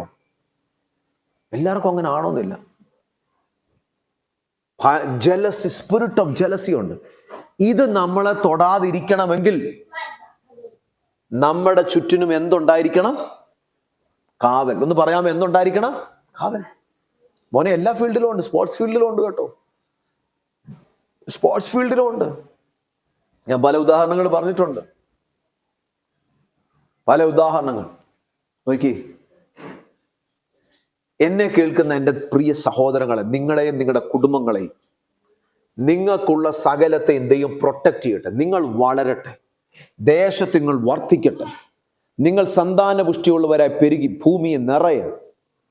അതാ ദൈവത്തിന്റെ വചനം. നിറയെ. നിങ്ങൾ സകലത്തിലും അനുഗ്രഹിക്കപ്പെടും. നിങ്ങൾ ആരോഗ്യത്തിൽ, നിങ്ങളുടെ സമ്പത്തിൽ, നിങ്ങളുടെ കുടുംബത്തിൽ, എല്ലാ ഏരിയയിലും അനുഗ്രഹിക്കപ്പെടട്ടെ. നിങ്ങൾ അനുഗ്രഹിച്ചുകൊണ്ടിരിക്കുക. ആൾക്കാരെ അനുഗ്രഹിക്കുക. നിങ്ങൾ അനുഗ്രഹിക്കപ്പെടും. അബ്രഹാമിനോട് പറഞ്ഞു, അബ്രഹാമേ, നിന്നെ അനുഗ്രഹിക്കുന്നവനെ ഞാൻ അനുഗ്രഹിക്കും, നിന്നെ ശപിക്കുന്നവരെ ഞാൻ ശപിക്കും. നിങ്ങൾ അനുഗ്രഹിക്കും. പരസ്പരം ദൈവമക്കൾ അനുഗ്രഹിക്കും. എനിക്ക് ഭയങ്കര സന്തോഷം. അനുഗ്രഹിക്കപ്പെട്ടു. ഇന്ന് ഞാൻ ചില പോളിസികൾ എൻ്റെ ലൈഫിൽ പ്രാക്ടീസ് ചെയ്തുകൊണ്ടിരിക്കുക. കാരണം കുറച്ച് ജൂയിഷ് കൾച്ചറൊക്കെ പഠിച്ച് മനസ്സിലാക്കിയപ്പം ഞാൻ പ്രാക്ടീസ് ചെയ്തുകൊണ്ടിരിക്കുക. കാരണം അവരുടെ ഒരു സിസ്റ്റമാണ്. അത് എപ്പോഴെങ്കിലും ഞാൻ പഠിപ്പിക്കാം. ഒത്തിരി ഉണ്ട്. അവരുടെ കൂട്ടത്തിലുള്ള ഒരാൾ ബിസിനസ് തുടങ്ങിയ, ഞാൻ കഴിഞ്ഞ വർഷം പറഞ്ഞായിരുന്നു, ആ ബിസിനസ് അവരെല്ലാവരും ആ ബിസിനസ്സിനെ സപ്പോർട്ട് ചെയ്യും. ഞാനിപ്പോൾ വീട് പണിതുകൊണ്ടിരിക്കുക. എൻ്റെ മാക്സിമം ഞാൻ ചിന്തിക്കുന്നത്, ഒരു ദൈവവൈതൽ എവിടെയെങ്കിലും ഉണ്ടോ അവന് ബിസിനസ് കൊടുക്കാൻ. അവൻ എന്നെ ചതിക്കാത്തവനായിരിക്കണം. അവനെന്നെ പൈസ ഓവറായിട്ട് എടുക്കല്ലേ. ന്യായമായിട്ടുള്ള പൈസ എടുക്കുന്ന ഒരാളാ പോട്ടെ, 10 രൂപ കൂടുതൽ എടുത്താൽ പോലും കുഴപ്പമില്ല. കാരണം ഒരു ദൈവവൈതൽ അനുഗ്രഹിക്കപ്പെടട്ടെ. ഞാൻ എൻ്റെ നമ്മുടെ എഞ്ചിനീയറോട് അത് ഞാൻ പറഞ്ഞു, സാറേ അങ്ങനെ ആയിരിക്കണം. എൻ്റെ ഹൃദയത്തിൽ അങ്ങനെ ആഗ്രഹം. അനുഗ്രഹിക്കപ്പെടട്ടെ. കാരണം ദൈവമക്കളെ അവരെ നമ്മൾ അനുഗ്രഹിച്ചില്ല പിന്നെ ആരാ? നമുക്ക് തന്ന നമ്മുടെ ദൈവത്തിന്റെ സ്വഭാവം കാണിച്ചില്ല പിന്നെ ആര് കാണിക്കും? ദൈവമക്കൾ അനുഗ്രഹിക്കപ്പെടട്ടെ, അവർ വർദ്ധിക്കട്ടെ. അപ്പം ഈഗിൾ സൂക്ഷിക്കുന്നത് പോലെയാ, പക്ഷി എന്ന് എഴുതിയേക്കുന്ന ചുറ്റിപ്പറന്ന് സൂക്ഷിക്കുന്നത് പോലെ യഹോവ യെരൂശലേമിനെ കാത്തുകൊള്ളും. ഈ ആഴ്ച, ഈ ദിവസം നിങ്ങളുടെ മേലിൽ ആ കാവൽ വരട്ടെ.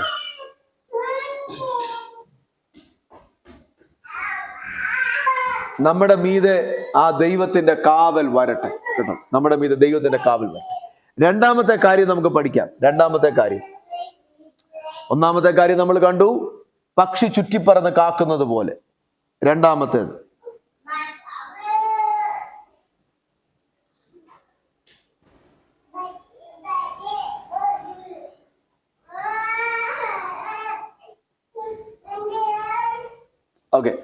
രണ്ടാമത്തേത് ഈ വേർഡ് അല്പം കൂടെ എക്സ്പ്ലെയിൻ ചെയ്യേണ്ടതാണ്. ഈ വേർഡ് വായിക്കാമോ? ആ വാക്യം ഒന്ന് വായിക്കാം നമുക്ക്. യെശയ്യാ പ്രവാചകന്റെ പുസ്തകം 43:1. നമ്മൾ ഇത് പഠിച്ചു. അടുത്തത് രണ്ടാമത്തെ വേർഡ്, യെശയ്യാ പ്രവാചകന്റെ പുസ്തകം 43:1 വായിച്ചോ. ഇപ്പോഴോ യാക്കോബേ, നിന്നെ നിർമ്മിച്ചവനും ഇസ്രായേലേ, നിന്നെ ഉരുവാക്കിയവൻ ഇപ്രകാരം അരുളി ചെയ്യുന്നു. ആ ആ ആ ആ ആ വായിച്ചു, താഴോട്ട് വായിച്ചു. ആ ആ ആ ആ ആ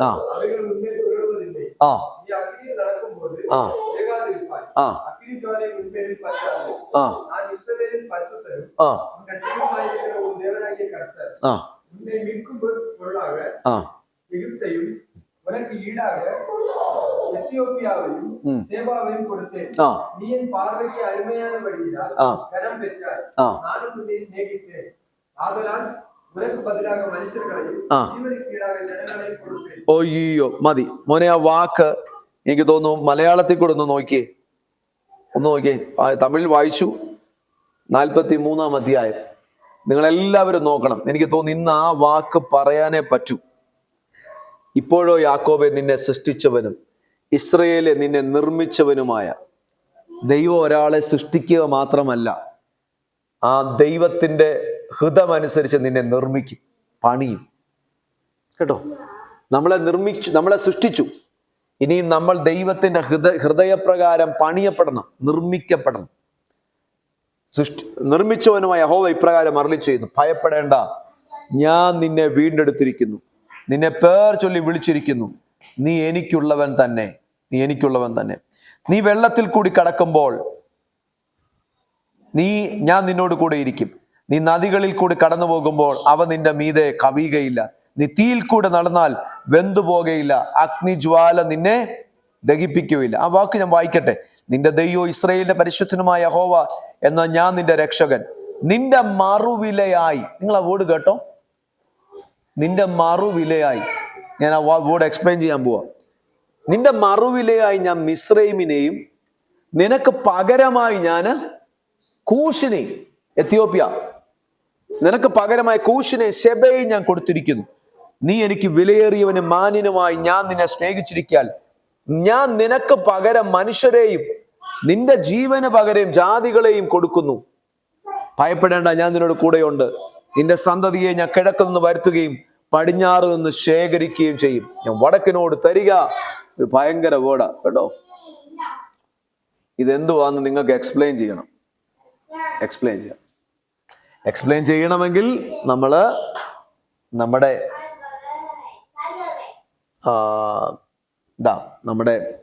ആ ലിസ്റ്റ് ഓപ്പൺ ചെയ്യണം. ലിസ്റ്റ് അല്ല, നമ്മുടെ ആ ബോർഡ് ഓപ്പൺ ചെയ്യണം. എന്നിട്ട് മാത്രമേ പഠിക്കാൻ പറ്റൂ. യെശയ്യാ പ്രവാചകന്റെ പുസ്തകം, യെശയ്യാ പ്രവാചകന്റെ പുസ്തകം 43-ാം അധ്യായം നമ്മൾ വായിച്ചു. യെശയ്യാ പ്രവാചകന്റെ പുസ്തകം 43-ാം അധ്യായം, ഐസയ്യാ 43.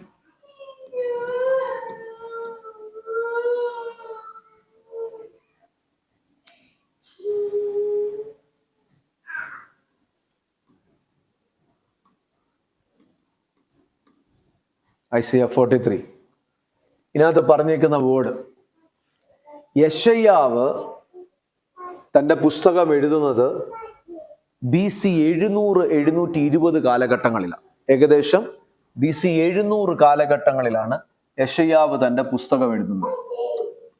700 കാലഘട്ടങ്ങളിൽ, 700-ന് അങ്ങോട്ടും ഇങ്ങോട്ടും വരാം, 700, 720 ആ കാലഘട്ടങ്ങളിലാണ് യെശയ്യാവ് തൻ്റെ പുസ്തകം എഴുതുന്നത്. യെശയ്യാ പ്രവാചകന്റെ പുസ്തകം എഴുതുന്നത്. ഇനി ഇത് എക്സ്പ്ലെയിൻ ചെയ്യണമെങ്കിൽ നിങ്ങൾക്ക് ഡീറ്റെയിൽ ആയിട്ട് പഠിക്കണം. അതിനിടയ്ക്ക് ഓടുന്നതും കൂടെ ശ്രദ്ധിക്കുമ്പോഴത്തേന് എല്ലാം കൂടെ ഇതാവും. നിങ്ങൾ ദയവ് ചെയ്ത് എന്നെ ശ്രദ്ധിക്കും. ഞാൻ അവരെ കൂടെ നോക്കിക്കൊണ്ട് പറയുമ്പോൾ പലയിടത്തും ഡിസ്റ്റർബൻസ് വരുന്നുണ്ട്. എഴുതുക. യെശയ്യാ പ്രവാചകന്റെ പുസ്തകം 43-ാം അധ്യായം വരുമ്പോഴത്തേക്കിന് എന്തോ വരുന്നതെന്ന് അറിയാമോ? 43-ാം അധ്യായം വരുമ്പോഴത്തേന് യെരൂശലേമിന്റെ ബാബിലോണിയ പ്രവചനങ്ങളെ കുറിച്ചുള്ള ആ ന്യായവിധിയും വിടുതലുകളും. യെശയ്യാ പ്രവാചകന്റെ പുസ്തകത്തെ രണ്ടായിട്ട് തിരിക്കാം. 1 തൊട്ട് 39 വരെ അസീറിയക്കാരുടെ കയ്യിൽ നിന്നുള്ള വിടുതൽ. ആർക്കാ? ഇസ്രയേലിന് അസീറിയക്കാരുടെ കയ്യിൽ നിന്നുള്ള വിടുതലിനെ കുറിച്ചുള്ളതാണ് 1 തൊട്ട് 39 അധ്യായം വരെ. 40 തൊട്ട് പിന്നീട് തുടങ്ങിയുള്ള അധ്യായങ്ങൾ കർത്താവിനെ കുറിച്ചുള്ള മശിഹായുടെ വെളിപ്പാടുകളും ഉണ്ട്. പക്ഷെ ബാബിലോണിന്റെ അകത്തു നിന്നുള്ള വിടുതലിനെ കുറിച്ചുള്ള കാര്യമാണ് ദൈവം പറയുന്നത്. കേട്ടോ, നിങ്ങൾക്ക് മനസ്സിലായി? യെശയ്യാ പ്രവാചന പുസ്തകം എത്ര ആയിട്ട് തിരിക്കാം? രണ്ടായിട്ട് തിരിക്കാം. 1 തൊട്ട് 39 വരെ ഒന്നും, 40 തൊട്ട് മറ്റൊന്നും. ഈ 39നും 40നും ഇടയ്ക്കുള്ള ചരിത്രങ്ങൾക്ക് ഏകദേശം 150 വർഷത്തിന്റെ ഗ്യാപ്പുണ്ട്. കേൾക്കുന്നുണ്ടോ? 39ന്റെ 40ന്റെ ഇടയ്ക്കുള്ള ആ ചരിത്രങ്ങൾക്ക്, അസീറിയയും ബാബിലോണും തമ്മിലുള്ള ചരിത്രങ്ങൾക്ക് ഏകദേശം 150 വർഷത്തെ ഗ്യാപ്പുണ്ട്. അപ്പൊ നമ്മളിപ്പം വായിച്ചത് യെശയ്യാ 43. അപ്പൊ ബാബിലോണിന്റെ നടക്കാൻ പോകുന്ന ചരിത്രങ്ങളെ കുറിച്ചുള്ള മുമ്പേ ഉള്ള പ്രവചനം. ഇതിനകത്താണ് നിങ്ങൾ ശ്രദ്ധിച്ച് കേട്ടോണേ, BC 606 നെബൂഖദ്നേസർ 2 വന്ന്, N2 ഞാൻ എഴുതുക, നെബൂഖദ്നേസർ 2 വന്ന് ജെറുസലേമിനെ തകർത്ത് കളഞ്ഞു. ആദ്യമായിട്ട് ജെറുസലേമിനെ പിടിച്ചോണ്ട് പോവാൻ, ജെറുസലേമിലുള്ള ആൾക്കാരെ പിടിച്ചോണ്ട് പോവാൻ BC 606 വന്നു. രണ്ടാമത് താൻ വരുന്നത് BC 596 നെബൂഖദ്നേസർ 2 രണ്ടാമത് യെരുശലേമിലേക്ക് വരുന്നത് 596. മൂന്നാമത് വരുന്നത് BC 586. ഒന്നാമത്തെ പ്രാവശ്യം വന്ന് ദാവീദ് രാജാവിന്റെ വംശത്തിലുള്ളവരെ പിടിച്ചോണ്ട് പോയി. Daniel, ചന്ദ്രക്, Meshach, Abednego. കിട്ടുന്നുണ്ടോ? രണ്ടാമത്തെ പ്രാവശ്യം വന്ന് എസക്കിയേലിനെയും അങ്ങനെ തുടങ്ങിയുള്ള ചില പുരോഹിതന്മാരെയും സ്കിൽഡായിട്ടുള്ള ക്രാഫ്റ്റ്മാൻമാരെ, നിപുണന്മാരെ പിടിച്ചുകൊണ്ടുപോയി. മൂന്നാമത് വന്ന് BC 586 ആലയം നശിപ്പിച്ചു. ടെമ്പിൾ നശിപ്പിക്കുന്നതും പട്ടണത്തെ ചുട്ടുകളയുന്നതും എന്നാണെന്നറിയാമോ? BC 586. ഇനി ദൈവം യെരമ്യാവിൽ കൂടെ പറഞ്ഞിട്ടുണ്ടായിരുന്നു 606 മുമ്പേ. ഞാൻ വരയ്ക്കുന്നതൊക്കെ ശ്രദ്ധിക്കണേ. 606 മുൻപേ ദൈവം യെരമ്യാവിൽ കൂടെ പറഞ്ഞിട്ടുണ്ടായിരുന്നു.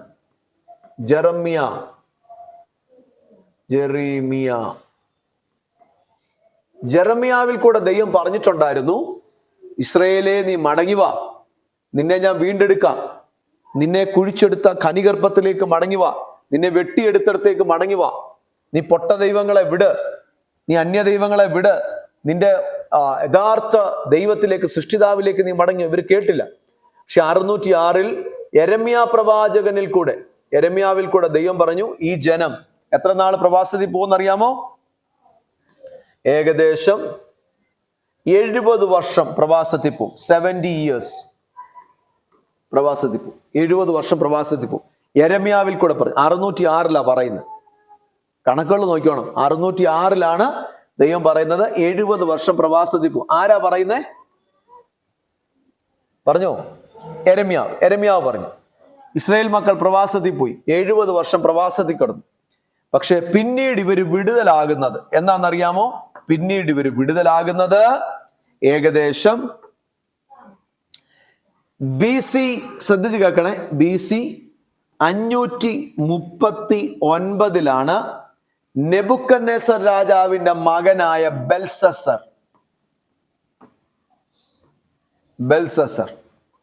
ബെൽസസർ കൊല്ലപ്പെടുന്നത് എന്നാണെന്നറിയാമോ? BC 539. നിങ്ങൾക്ക് ഞാൻ എഴുതുന്നത് കാണാൻ പറ്റുന്നുണ്ടോ? കാണാം. 539 ബെൽസസർ രാജാവ് കൊല്ലപ്പെടുന്നത്. ആരാ കൊന്നത്? King Cyrus.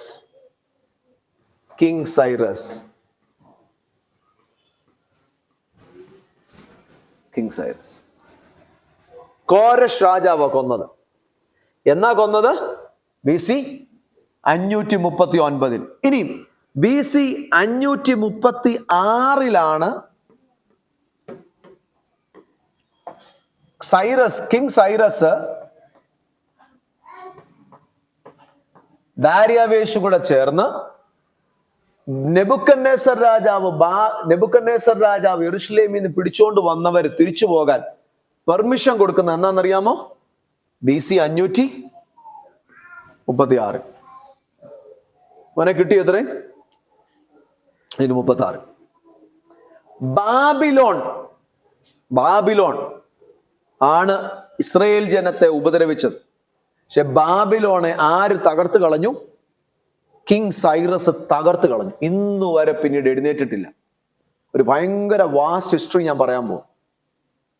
ബാബിലോണിനെ ആര് തകർത്ത് കളഞ്ഞു? കിങ്. തലയൊക്കെ ചൂടാവുന്നുണ്ടോ? അതോ ചിന്തിക്കുന്നുണ്ടോ? കേൾക്കുന്നുണ്ടോ? മനസ്സിലാവുന്നുണ്ടോ? ഗ്രഹിക്കുന്നുണ്ടോ? എന്തെങ്കിലും? അതോ പുക പോലെ വല്ലതും പോന്നേ ഉള്ളോ?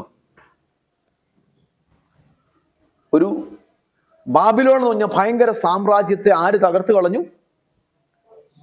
കിങ് സൈറസ്, കോരഷ് രാജാവ് തകർത്ത് കളഞ്ഞു. കേൾക്കണം, കോരഷ് രാജാവ്. നമ്മൾ വായിച്ച വാക്യം 43 കിടക്കുക കേട്ടോ. കോരഷ് രാജാവ് തകർത്ത് കളഞ്ഞു.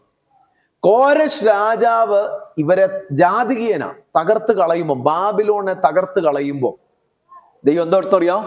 കോരഷ് രാജാവിന് യെരൂശലേമിനെ തകർത്ത് കളയാതിരിക്കാൻ ഇതിനകത്തുള്ള ഇസ്രായേൽ മക്കളെ തകർത്ത് കളയാതിരിക്കാൻ ദൈവം തന്റെ ഹൃദയത്തെ മാറ്റി. എന്നിട്ട് പറഞ്ഞു, അതിന് പകരമായിട്ട് മറ്റൊരാൾ തകരപ്പെടണം. ഈ ഓടിച്ചൊരു കട്ടിയാണ്. ചിലർക്ക് ബുദ്ധിമുട്ടും ഉണ്ടാക്കും, ചിലർക്ക് നമ്മളെ ക്രിറ്റിസിസം ചെയ്യാനും വലിയൊരു ഇതും കൂടെ കൂടിയാ. എന്ന് വെച്ചാൽ ഒരാൾ തകരപ്പെടണം. പാപം ചെയ്തവനെ തകരപ്പെടേണ്ടിയത്, ശിക്ഷ അനുഭവിക്കേണ്ടിയത്. പക്ഷെ ദൈവം പറയുക, യാക്കോബേ, നീ തകർന്ന് മുടിയേണ്ടിയതാ, നീ ഇല്ലാതായി തീരേണ്ടിയാ. പക്ഷെ ഞാൻ നിനക്ക് പകരം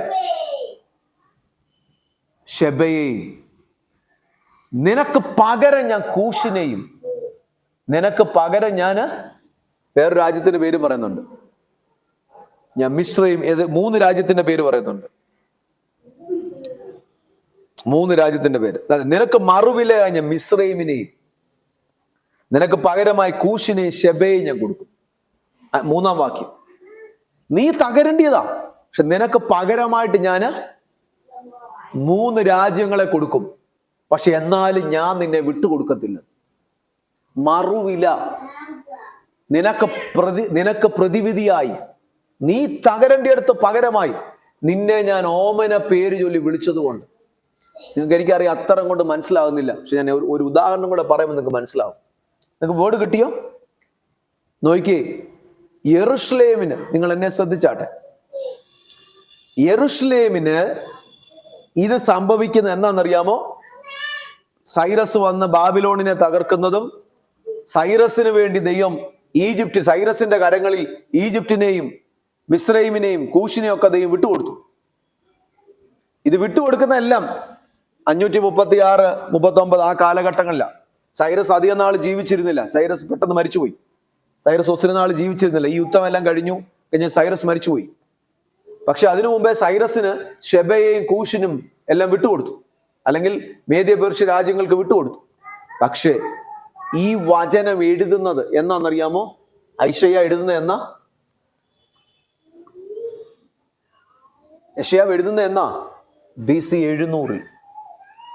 കോരഷ് രാജാവ്, നിങ്ങൾക്ക് അവിടെ ഒരു ഭാഗം കൂടെ ഞാൻ പറഞ്ഞിട്ട് ഇനി ഞാൻ നിർത്താം, വേറൊരു ഭാഗത്തേക്ക് വരാം. പക്ഷെ ഇത് എക്സ്പ്ലെയിൻ ചെയ്തു പോയ ഒത്തിരി ഹിസ്റ്ററി ആയിപ്പോയി. എന്നെ ശ്രദ്ധിച്ചാട്ടെ.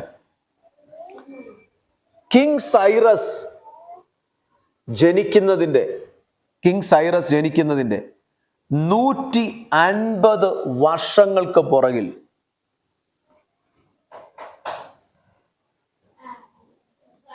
കിങ് സൈറസ് ജനിക്കുന്നതിന്റെ 150 വർഷങ്ങൾക്ക് പുറകിൽ യെശയ്യാവ് സൈറസിന്റെ പേര് എഴുതി വെച്ചിട്ടുണ്ട്. വായിക്കണോ? യെശയ്യാവ് 43-44 നോക്കി. യെശയ്യാ പ്രവാചകന്റെ പുസ്തകത്തിൽ സൈറസിന്റെ പേരുണ്ടോന്ന്?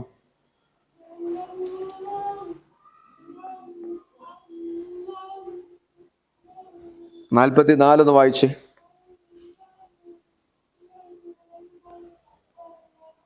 24 വാക്യം തൊട്ട് വായിച്ചേ.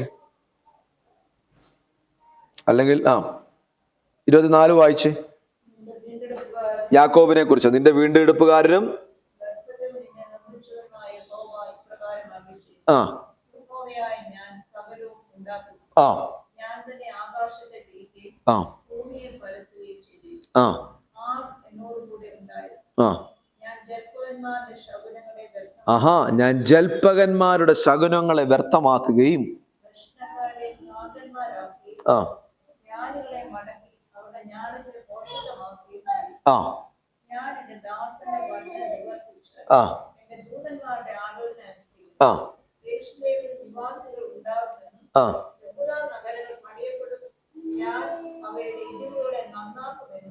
ആ ഞാൻ ആഴിയോട് ഉണങ്ങിപ്പോകാം. ആ ആ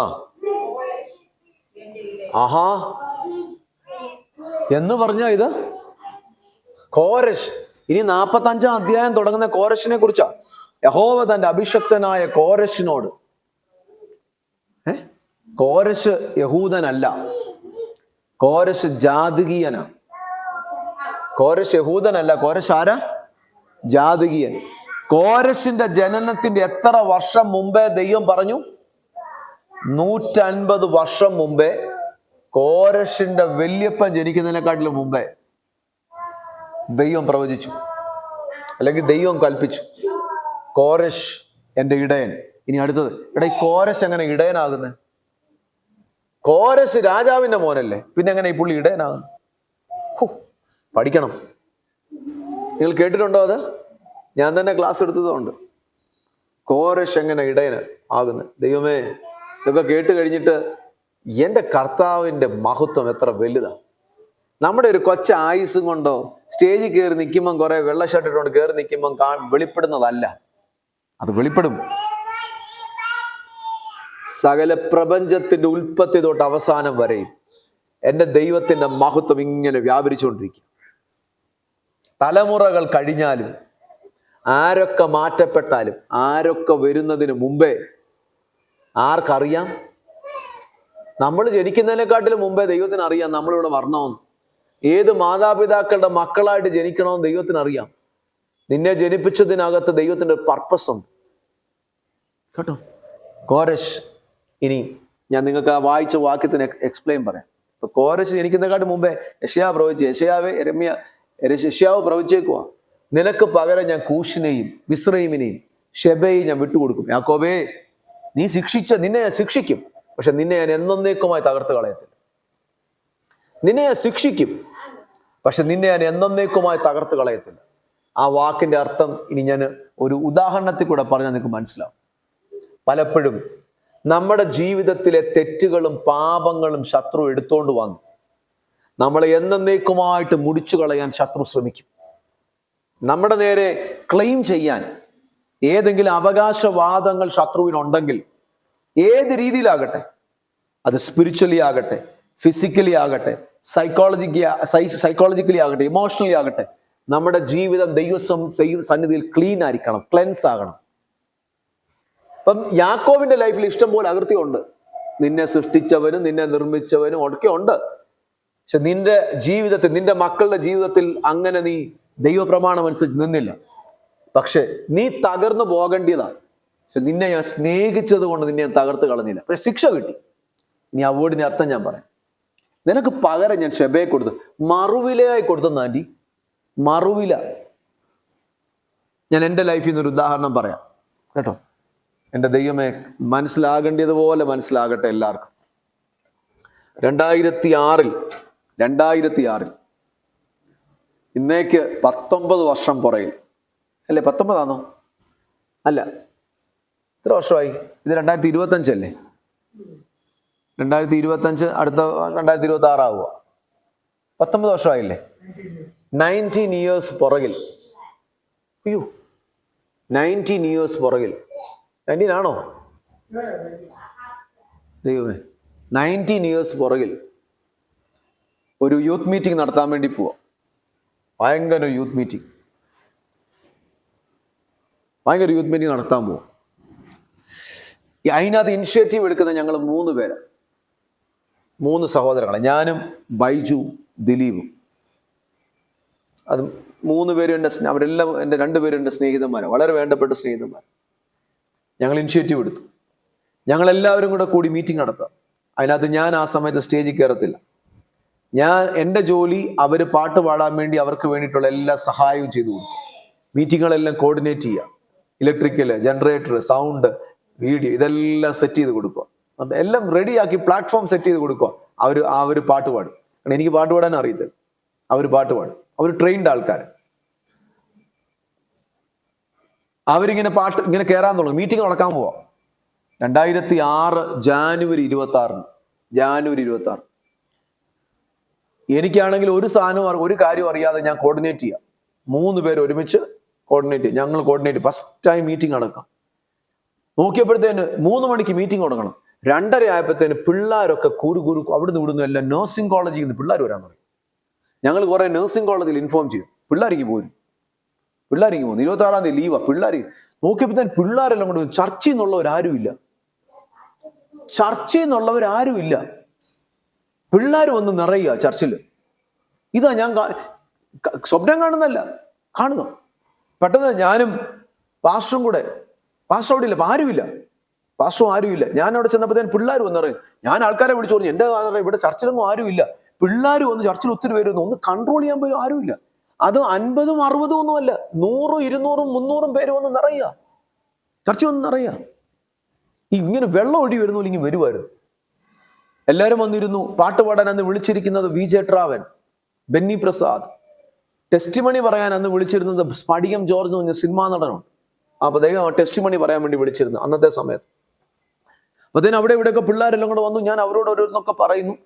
2:45 ചർച്ചിന്റെ വാതിൽ അങ്ങോട്ട് തുറന്നാൽ നേരെ മുമ്പിൽ ഇങ്ങനെ റോഡ്, അപ്പുറത്ത് റിംഗ് റോഡാണ്, തൊട്ട് മുമ്പിൽ റിംഗ് റോഡ്.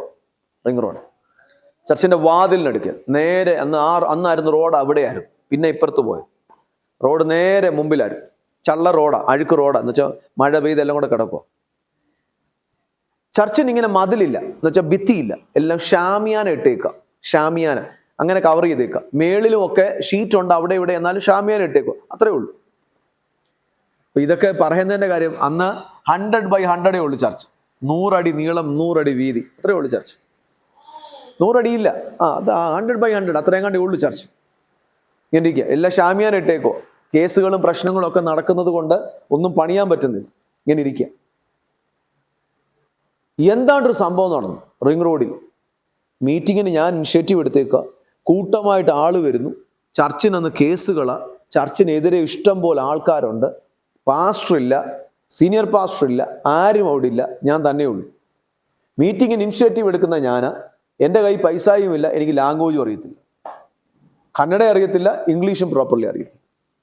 ഇങ്ങനെ ആരാണ്ട് അവിടുന്ന് ഓടി വന്ന് പറയുക, വേണ്ട നിങ്ങളുടെ ചർച്ചിലോട്ടെങ്ങാണ്ട് വന്ന പിള്ളേരാ, അതുകൊണ്ട് 2 എണ്ണം മരിച്ചു കിടക്കുന്നവിടെ, വണ്ടി ഇടിച്ചു, ഓടിവാ. ഇത് ആരാണ്ട് വന്ന്, ആരാന്ന് ഓർക്കുന്നില്ല, വിളിച്ചു കൂവി പറയുകയും, ഓടിവാ അവിടെ ആക്സിഡന്റ് ആയി, 2 പേര് മരിച്ചു. എന്നുവെച്ചാൽ നടന്നു പോകാനുള്ള ദൂരമേ ഉള്ളൂ. നമ്മുടെ ഈ ചർച്ച ഇറങ്ങിയിട്ട് അങ്ങോട്ട് ആ മെയിൻ റോഡ്, ഈ റോഡിലോട്ട്, കൊച്ചു റോഡിലോട്ട്, നമ്മളിങ്ങോട്ട് തിരിയുന്ന റോഡിലോട്ട് നടക്കുന്ന ദൂരമേ ഉള്ളൂ. ഇവിടെ എന്നാൽ കാണാം, ആൾക്കാർക്ക് ചർച്ചയിൽ നോക്കിക്കഴിഞ്ഞാൽ കാണാം അവിടെ എന്തോ സംഭവിച്ചത് കാണാം. വന്നുകൊണ്ടിരുന്ന ആൾക്കാരെല്ലാം കൂടെ, പിള്ളേരെല്ലാം കൂടെ ഓടി അവിടെ ചെന്നു. ഞാനും കൂടെ ഓടി, പിള്ളേരെല്ലാം ഓടുന്ന കണ്ടോണ്ട് ഞാനും കൂടെ ഓടി അവിടെ ചെന്നപ്പം ഞാൻ കാണുക ഒരു മാരുതി 800 കാറ് ഒരു ലോറിയുടെ പുറകെ പോയി ഇടിച്ചു കയറി. ഞാൻ എൻ്റെ മനസ്സിൽ ഇപ്പോഴും ഉണ്ട്, ഒരാൾ ഇത് സ്റ്റിയറിംഗിൽ ഇങ്ങനെ കിടപ്പുണ്ട്, മരിച്ചു കിടപ്പുണ്ട്, സ്പോട്ട് ഡെത്ത്. തൊട്ടപ്പുറത്തിരിക്കുന്ന ഒരാൾ വണ്ടിയെ മരിച്ചു കിടപ്പുണ്ട്, ഫ്രണ്ട് സീറ്റിൽ നിന്ന്. പുറകിലെങ്ങാണ്ടിരുന്ന ഒരു ലേഡി വണ്ടിക്കകത്ത് തെറിച്ച് വെളി വന്ന് അവർ ബ്ലഡ് വോമിറ്റ് ചെയ്യുക. അവർ മാത്രം അവിടെ അവർ മരിക്കാൻ പോവുക. അവരുടെ അതുപോലെ അവർ ഉള്ളിൽ എന്തോ ബ്ലീഡിങ്ങും എല്ലാം നടന്നു. അവർ ബ്ലഡ് വോമിറ്റ് ചെയ്തിട്ട് ആരാണ്ടവർക്ക് വെള്ളം കൊടുക്കാനൊക്കെ നോക്കുക, പറ്റുന്നില്ല, അവർക്ക് ബ്ലഡ് ഇങ്ങനെ കാണുക. ഞാൻ അവിടെ നിന്നുകൊണ്ട് ഓർത്തു, കർത്താവേ, എൻ്റെ ജീവിതത്തിൽ ആദ്യമായിട്ട് ഞാനൊരു ഇനിഷ്യേറ്റീവ് എടുത്ത, എൻ്റെ ജീവിതത്തിൽ ആദ്യമായിട്ട്. ഇപ്പം പോലീസ് വരും, ചർച്ചിലോട്ടെങ്ങാണ്ട് വന്ന പിള്ളേരാരാണ്ടാ മരിച്ചത്. അവർ വണ്ടിയെ വന്നതാ, അവർ മരിച്ചു. പാസ്റ്റർ ഇവിടെ ഇല്ല, സീനിയർ പാസ്റ്റർ ഇല്ല, ആരുമില്ല. ഒന്നാതെ ചർച്ചിന് കേസും വഴക്കുമല്ല. ഇതോടുകൂടെ എൻ്റെ കാര്യം തീർന്നു. ഞാൻ ഇത് ചിന്തിച്ചുകൊണ്ട് എന്നെ പോലീസ് വന്ന് പിടിക്കും, എനിക്ക് ഭാഷ അറിയത്തില്ല, അപ്പോൾ അവർക്ക് ഈസി ആയല്ലോ. എൻ്റെ കയ്യിൽ കാശുമില്ല, എനിക്ക് വേണ്ടി പറയാനും സംസാരിക്കാനും ആരും ഇല്ലതാണ്. കാരണം കാര്യം വരുമ്പോൾ എല്ലാവരും കാല് മാറുമെന്നും കൂടെ എനിക്കറിയാം. അന്നറിയത്തില്ലായിരുന്നു, പോകുമെന്നറിയാം. ഇങ്ങനെ നിൽക്കുക എല്ലാം ഇത്. പക്ഷെ എന്തോ അന്നറിയത്തില്ല, എൻ്റെ ഉള്ളിൽ എവിടുന്നോ ഒരു ബലം കിട്ടി. ഞാൻ പെട്ടെന്ന് എല്ലാവരും പറഞ്ഞു, എല്ലാവരും കാര്യം ചെയ്യും, പിള്ളേർ നിങ്ങളെല്ലാം പൊക്കോ, ഇവിടുത്തെ കാര്യം ഞങ്ങൾ നോക്കിക്കോളാം, പൊക്കോളാൻ പറഞ്ഞു. ലോറിക്കാർ വന്നിട്ട് പിക്കാസോ കമ്പിയോ ഏതാണ്ട് ഇട്ടിട്ട് അവർ ഡോർ ഇളക്കുക, വലിച്ചൂരി എടുക്കുക. പിള്ളേരെല്ലാം പൊക്കോ, എല്ലാവരും പൊക്കോ, അവിടെ കാത്തു വരുന്നു, ഇവിടുത്തെ കാര്യം ഞങ്ങൾ നോക്കിക്കോളാം എന്ന് പറഞ്ഞ് ഞാൻ എല്ലാവരെയും കൂടെ കയറ്റിവിടുക. പൊക്കോ. അന്ന് കെമ്പപുരം ഉണ്ടായിരുന്ന ജോൺസൺ വർഗീസ് പാസ്റ്റർ അവിടെ നിന്ന് ഓടി, വണ്ടി എടുക്കാൻ പറ്റാത്തതുകൊണ്ട് പുള്ളി അവിടെ നിന്ന് ഓടി വന്നു. കാരണം വണ്ടി എടുക്കാനുള്ള സമയമില്ല, ഇവിടെ ആരാണ് 3 പേര് മരിച്ചു പോയെന്ന് പറഞ്ഞ് ഓടി വരുന്നു പുള്ളി. ആരുമില്ല, പാസ്റ്റർ മാത്രം, ജോൺസൺ വർഗീസ് പാസ്റ്റർ മാത്രം ഉള്ളായിരുന്നു അവിടെ. സുൽപാസ്റ്ററും ഇല്ല, എമേറിസ് പാസ്റ്റർ അവിടെ ഇല്ല. സുൽപാസ്റ്റർ പിന്നീടാ വന്നേ. ഞാൻ നിൽക്കുക, ആരുമില്ല, ഞാനിങ്ങനെ നിൽക്കുക, എന്ത് ചെയ്യണം. എങ്ങനെയോ കുറച്ചു നേരം കഴിഞ്ഞു. മീറ്റിംഗ് 3 മണിയായപ്പോഴത്തേന് മീറ്റിംഗ് പ്രാർത്ഥിച്ചു തുടങ്ങി. മീറ്റിങ്ങിനകത്ത് ഭയങ്കര മൂവ്. പിള്ളേർ വന്നങ്ങ് നിറഞ്ഞു, കൂട്ടമായിട്ട് പിള്ളേർ വന്നങ്ങ് നിറഞ്ഞു. 800-1000 പേരോ വന്ന അന്ന് ആദ്യത്തെ മീറ്റിംഗ് വന്ന് നിറഞ്ഞു, ഫുൾ തിക്കായിട്ട് നിറഞ്ഞു. മീറ്റിംഗ് എല്ലാം അനുഗ്രഹമായിട്ട് പോയി. ഇവരെ പിന്നീട് കുറച്ച് കഴിഞ്ഞപ്പോൾ ഞങ്ങൾ അറിഞ്ഞു, ഇതാരും ചർച്ചിലോട്ട് വന്നവരല്ല, ഇവർ റോഡിൽ കൂടെ പോയതാ, ഇവർ വഴി കൂടെ പോയതാ. 2 ഡോക്ടേഴ്സും അവരുടെ സെർവൻറ്റ് വരും. 2 ഡോക്ടർ, രാമിയ കോളേജിലുണ്ടായിരുന്ന 2 ഡോക്ടേഴ്സ് സെർവൻറ്റ് വരും. അവര് പറ്റിയതെന്നോ ചോദിച്ചാൽ, അവര് പകല് ഡ്യൂട്ടി ചെയ്തു, രാത്രിയിലും ഡ്യൂട്ടി ചെയ്ത് എന്നിട്ട് അവർ ഏതാണ്ട് ഓപ്പറേഷൻ ഉണ്ടായതുകൊണ്ട്, എന്തോ ഒരു കേസ് ഉള്ളത് കൊണ്ട് രാത്രി ഉറങ്ങാതെ ഉച്ചയ്ക്ക് കഴിയുന്നിടം വരെ അവർ ഡ്യൂട്ടി ചെയ്തിട്ട് അവർ അങ്ങ് ഉച്ച കഴിഞ്ഞിട്ട് എങ്ങനെയെങ്കിലും പോയി കിടന്ന് ഉറങ്ങാനെന്ന് പറഞ്ഞുകൊണ്ട് വണ്ടി ഓടിച്ചുകൊണ്ട് പോവാം. വണ്ടി ഓടിച്ചുകൊണ്ട് എത്രയും പെട്ടെന്ന് വീട്ടിൽ ചെന്ന് ക്ഷീണം എങ്ങനെയെങ്കിലും കിടന്ന് ഉറങ്ങാൻ പോയതാ. പോകുന്ന വഴിക്ക് മറ്റൊരു വണ്ടി ഓവർടേക്ക് ചെയ്താ അവിടെ നിർത്തിയിട്ടിരുന്ന ലോറിയുടെ പുറകെ പോയി ഇടിച്ചു കയറി. ഉറങ്ങി പെട്ടെന്ന് ബോധം നഷ്ടപ്പെട്ടു. ആ റോഡിൽ കൂടെ പോയവരാ 3 പേര് മരിച്ചുപോയി. മനുഷ്യരാ, നമുക്ക് സങ്കടമുണ്ട്. എനിക്ക് ഭയങ്കര വിഷമായി. കാരണം ഞാനിത് കണ്ടതോടെ ഞാൻ ഓർത്തു, എൻ്റെ ദൈവമേ, ഒരു 800-നകത്തിരുന്ന് 2 പേര് മരിച്ചിരിക്കുന്ന കണ്ടിയ എനിക്ക് മനസ്സിലങ്ങ് ഭയങ്കര വേദനയായി. ഇതായി ഞാൻ. എന്നിട്ട് മീറ്റിംഗ് എല്ലാം കഴിഞ്ഞു ഭയങ്കര സക്സസ്ഫുള്ളായി. ചർച്ചയിൽ നിന്നുള്ള ആരും സഹകരിച്ചാത്തതുകൊണ്ട് മീറ്റിംഗ് വിജയിക്കത്തില്ലെന്ന് ഓർത്തു. പക്ഷെ അന്നുകൊണ്ട് ദൈവം ചരിത്രം മാറ്റി എഴുതുക. അന്നത്തെ ദിവസം ചരിത്രം മാറ്റി എഴുതുക. നമ്മുടെ ചില സമയത്ത് ദൈവം ചെയ്യുന്ന ചില കാര്യങ്ങൾ, എൻ്റെ പേര് ദൈവം അന്ന് മാറ്റുക.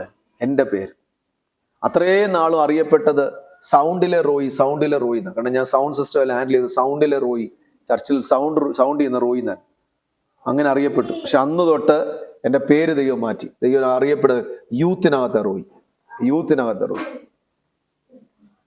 ലൈഫിൻ്റെ അനുഭവങ്ങൾ പലതാണ് ദൈവം നടത്തിക്കൊണ്ട് വന്ന്.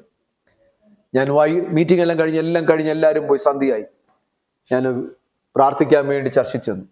ഞാൻ അവിടെ ചെന്ന്, കർത്താവേ, ഇന്ന് മീറ്റിംഗ് കർത്താവേ എന്നാലും അവിടെ ആ കറക്റ്റ് മീറ്റിംഗ് തുടങ്ങുന്നതിൻ്റെ 5 മിനിറ്റോ 10 മിനിറ്റ് മുമ്പേ അവിടെ ആക്സിഡന്റ് ആകാതെ ദൈവത്തിന് നോക്കാമായിരുന്നല്ലോ. ഞാനിങ്ങനെ ദൈവത്തോട് സങ്കടം പറയാം, ദൈവമേ മീറ്റിംഗ് തുടങ്ങാൻ പോവാ, 10 മിനിറ്റ് മുമ്പേ അവിടെ നിന്ന് ആക്സിഡന്റ് ആയി. ആ കറക്റ്റ് ഇവിടെ നോക്കിയ കറക്റ്റ് മുമ്പിലിടിച്ചു, തൊട്ട് ചർച്ചിന്റെ മുമ്പിൽ. കർത്താവ് എന്തിനാ ആക്സിഡന്റ് ആയി? വണ്ടികളൊക്കെ ബ്ലോക്കായി, ആൾക്കാരുടെ വരവ്, ഇതെല്ലാം. കർത്താവിനോട് പറയാം. അവോട് ഒരു പക്ഷേ ഞാൻ പറഞ്ഞില്ല, ബുദ്ധിമുട്ടാക്കും. പക്ഷെ കർത്താവിന്റെ വചനം ഞാൻ എക്സ്പ്ലെയിൻ ചെയ്യണമെങ്കിൽ ഉദാഹരണം പറയാം. വചനത്തിൽ കിടക്കുന്നു. കർത്താവ് നിങ്ങളുടെ 3 പേരുടെ ജീവൻ ചോദിച്ചോണ്ട് ഇന്ന ദുരാത്മാവ് ഇറങ്ങി വന്ന് അവിടെ നിന്ന് നിങ്ങൾക്ക് വേണ്ടി വാദിച്ചുകൊണ്ടിരിക്കും. ഇന്നിവിടെ മരണം നടക്കണം, ഇന്നിവിടെ മരണം നടക്കണം, ഇന്നിവിടെ മരണം നടക്കണം. അതിനുവേണ്ടി ഇന്നിടത്തെ ദുരാത്മാവേള ഇറങ്ങി വന്ന് അവിടെ നിന്ന് വാദിച്ചുകൊണ്ടിരിക്കും. ആരൊക്കെ ലീഡർഷിപ്പ് എടുത്തേ? ഞങ്ങൾ 3 പേര്. നിങ്ങളുടെ 3 പേരുടെ ജീവന് വേണ്ടി വാദിച്ചുകൊണ്ടിരിക്കും. പക്ഷെ ഞാൻ നിങ്ങളെ കൊടുത്തില്ല. മറുവിലയായി. മനസ്സിലാകുന്നുണ്ടോ വാക്യം? നിനക്ക് പകരം ഞാൻ ജാതികളെ, നിനക്ക് മറുവിലയായി ഞാൻ മിസ്രയീമിനെ ശെബയും കൊടുക്കും. വായിച്ചു നോക്കിയോ വാക്യം. എന്നാലും ഞാൻ നിന്നെ വിട്ടുകൊടുക്കത്തില്ല. കേട്ടോ, ചില അനർത്ഥങ്ങളും അപകടങ്ങളും നടക്കാൻ നമുക്ക് നേരെ പിശാച് വാദിച്ച് നമ്മുടെ രക്തത്തിന് വേണ്ടി വാദിക്കുമ്പോൾ തൊട്ടു മുമ്പിൽ ചില അപകടങ്ങളൊക്കെ നടന്ന് മാറിപ്പോകുമ്പോൾ ഓർത്തോ, നിന്നെ ദൈവം അതിനകത്തൊന്ന് വഴിമാറ്റി വിടും. നിന്റെ മുമ്പിലും പുറകിലും പല അനർത്ഥങ്ങൾ തട്ടി മാറ്റിക്കളയും ദൈവം. കാരണം ഇരുട്ടിന്റെ ശക്തിക്ക് അവനും മനുഷ്യനെന്നൊന്നും ഒരു ഇതുമില്ല കേട്ടോ. അവനെ സേവിക്കുന്നവരെ അവൻ തകർത്ത് കളയും. അവനെ സേവിക്കുന്നവരെ. പൈശാചിക ശക്തികളുടെ പ്രത്യേകത എന്തുവാണെന്നറിയാമോ? അവനെ ആരെങ്കിലും സേവിച്ചിട്ടുണ്ടോ, അവനോട് ഏതെങ്കിലും രീതിയിൽ ആരെങ്കിലും കണക്റ്റഡ് ആയിട്ടുണ്ടോ, അവൻ്റെ കുടുംബത്തെ അവൻ നശിപ്പിച്ചു കളയും. കുടുംബത്തെ. അത് പല കുടുംബം, ഞാനിത് പറയുമ്പോൾ ചുമ്മാ പറയുന്നല്ല.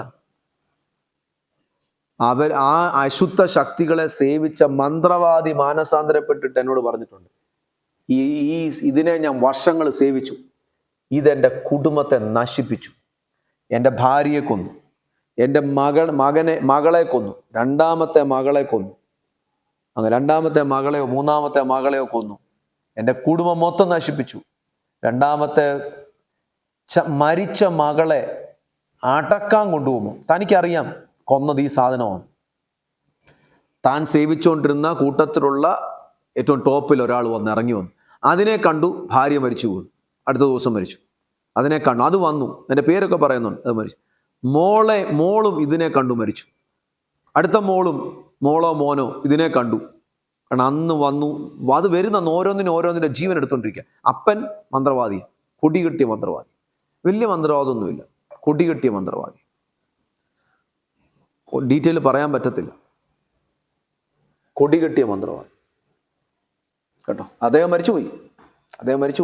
പക്ഷെ അദ്ദേഹം വിശ്വാസത്തിലായിരുന്നു. അദ്ദേഹം എന്നോട് നേരിട്ട് പറഞ്ഞു, വലിയ പുള്ളിയൊന്നും അല്ലായിരുന്നു കേട്ടോ. ഒരു 35 ശവങ്ങളെ കൊണ്ട് മന്ത്രവാദം ചെയ്തിട്ടു. കൊച്ചു പുള്ളിയെ 35 ശവങ്ങളെ കൊണ്ട് മന്ത്രവാദം ചെയ്തിട്ടു. നീ ഇപ്പൊ അതൊക്കെ എവിടെയൊക്കെയാന്ന് ചോദിക്കാനെന്നു പറയില്ല. ആ പുള്ളി മരിച്ചുപോയി.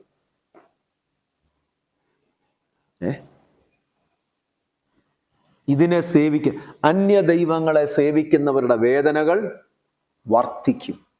അവരുടെ രക്തപാനീയ ബലികളെ ഞാൻ അർപ്പിക്കയില്ല. എവിടെയെങ്കിലും അശുദ്ധ ശക്തികളുമായിട്ട് നമ്മൾ ആരെങ്കിലും കണക്റ്റഡ് ആകാൻ പോയിട്ടുണ്ടെങ്കിൽ നിങ്ങൾ അതിനെ വിട്ടു. പക്ഷെ ലൈഫ് നിങ്ങൾ അവിടെ നിന്നും വിട്ടു മാറി, ദേശം വിട്ടു, സ്ഥലം വിട്ടു, നിങ്ങളെ അത് വിടത്തില്ല. നിങ്ങളെ ഇനി അത് വിടണമെങ്കിൽ നിങ്ങൾ യേശുവിൻ്റെ രക്തത്തിൽ കഴുകപ്പെട്ടവരും പൂർണ്ണമായി അതിനെ തള്ളിപ്പറഞ്ഞ് യേശുവിന് വേണ്ടി തുടർന്ന് ജീവിക്കുന്നവരുമാണെങ്കിൽ യേശു കർത്താവ് നിങ്ങളെ പ്രൊട്ടക്റ്റ് ചെയ്യും. ഇതെല്ലാവർക്കും ഇഷ്ടപ്പെടത്തില്ല. എനിക്ക് ബൈബിൾ പഠിപ്പിച്ചേ പറ്റൂ, അല്ല ഞാൻ കുറ്റക്കാരൻ അല്ല മോനെ. യേശുവിൻ്റെ അടുക്ക വന്നാൽ മതി, യേശു നിന്നെ വിടുവിച്ചു, പിന്നെ നീ ഏത് വഴിക്കൊള്ളും പോ. പറ്റത്തില്ല. നീ തുടർന്ന് വെളിച്ചത്തിൽ തന്നെ ജീവിച്ചേ പറ്റൂ. സത്യത്തിലും വിശുദ്ധിയിലും മാത്രം ജീവിച്ചേ പറ്റൂ. നോക്കി, നിനക്ക് പകരം മറുവിലയായി. നമുക്കിനി നിർത്താം. കൂഷിനെയും ശെബയും നിന്റെ മറുവില. നീ നല്ലതായതുകൊണ്ടൊന്നും അല്ല ദൈവം നിന്നെ വിടുവിച്ചേ. നിന്റെ നന്മ കൊണ്ടൊന്നും അല്ല ദൈവം നിന്നെ വിടുവിച്ചേ. നിന്റെ ഉപവാസവും പ്രാർത്ഥനയും ഒന്നും അല്ല ദൈവം നിന്നെ വിടുവിച്ചേ. പക്ഷെ ബൈബിൾ പറയാം, ഞാൻ നിന്നെ സ്നേഹിച്ചിരിക്കാൻ. ഓ, അങ്ങനെയല്ലേ എഴുതിയേക്കുന്നേ? അങ്ങനെയല്ലേ മോനെ എഴുതിയേക്കുന്നേ? ഞാൻ നിന്നെ സ്നേഹിച്ചിരിക്കാൻ. സ്നേഹിച്ചിരിക്കാൻ അല്ലേ? നോക്കി, അങ്ങനെയാണോ എഴുതിയേക്കുന്നത്? നോക്കി.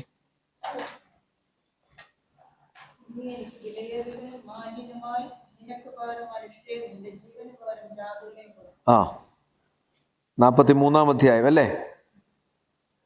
നീ എനിക്ക് വിലയേറിയവനും മാനിനുമായിരിക്കാൻ ഞാൻ നിന്നെ സ്നേഹിച്ചിരിക്കാൻ. 4-ാം വാക്യം നോക്കിയാ മോനെ. ഞാൻ നിനക്ക് പകരം മനുഷ്യരെയും നിന്റെ ജീവന് പകരം ജാതികളെയും കൊടുക്കുമെന്ന്.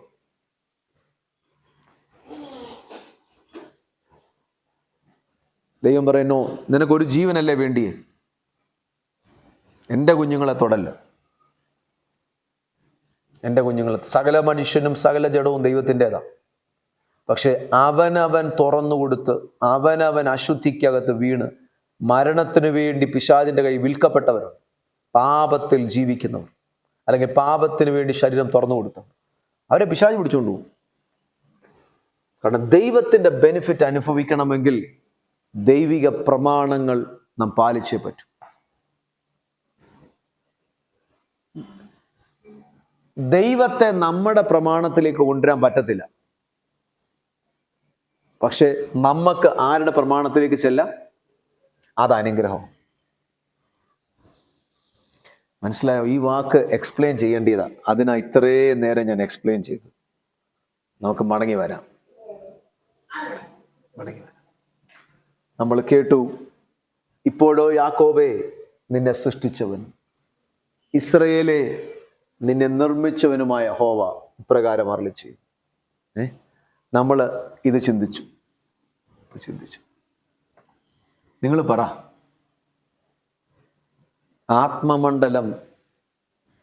ആത്മമണ്ഡലത്തിൽ ദൈവം നമ്മളെ സൂക്ഷിക്കാതെ നമ്മൾ രക്ഷപ്പെടുവോ? പിന്നെ ഭൂമി നമുക്ക് ഇപ്പം ഒത്തിരി സാധനങ്ങൾ കാണാം. ഇപ്പം ഞാൻ വരയ്ക്കുന്നത്, എഴുതിയേക്കുന്നതെല്ലാം ഇൻട്രാക്റ്റീവ് ബോർഡ് നിങ്ങൾക്ക് കാണാം, ചെയർ കാണാം, എല്ലാം കാണാം. ആൾക്കാരിരിക്കുന്നത് കാണാം, ബിൽഡിങ് കാണാം, സൂര്യപ്രകാശം എല്ലാം കാണാം. ഇതുപോലെ ആത്മമണ്ഡലം കാണാം. ഇന്നലെ ഞാൻ എൻ്റെ ടീമിനോട്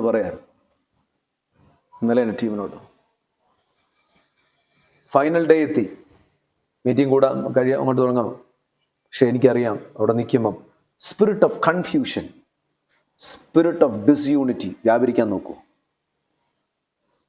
സ്പിരിറ്റ് ഓഫ് കൺഫ്യൂഷൻ വന്നു കഴിഞ്ഞാൽ, ഡിസ്യൂണിറ്റി വന്നു കഴിഞ്ഞാൽ ആൾക്കാരുടെ തലയ്ക്കകത്ത് പല ആശയങ്ങളാണ്.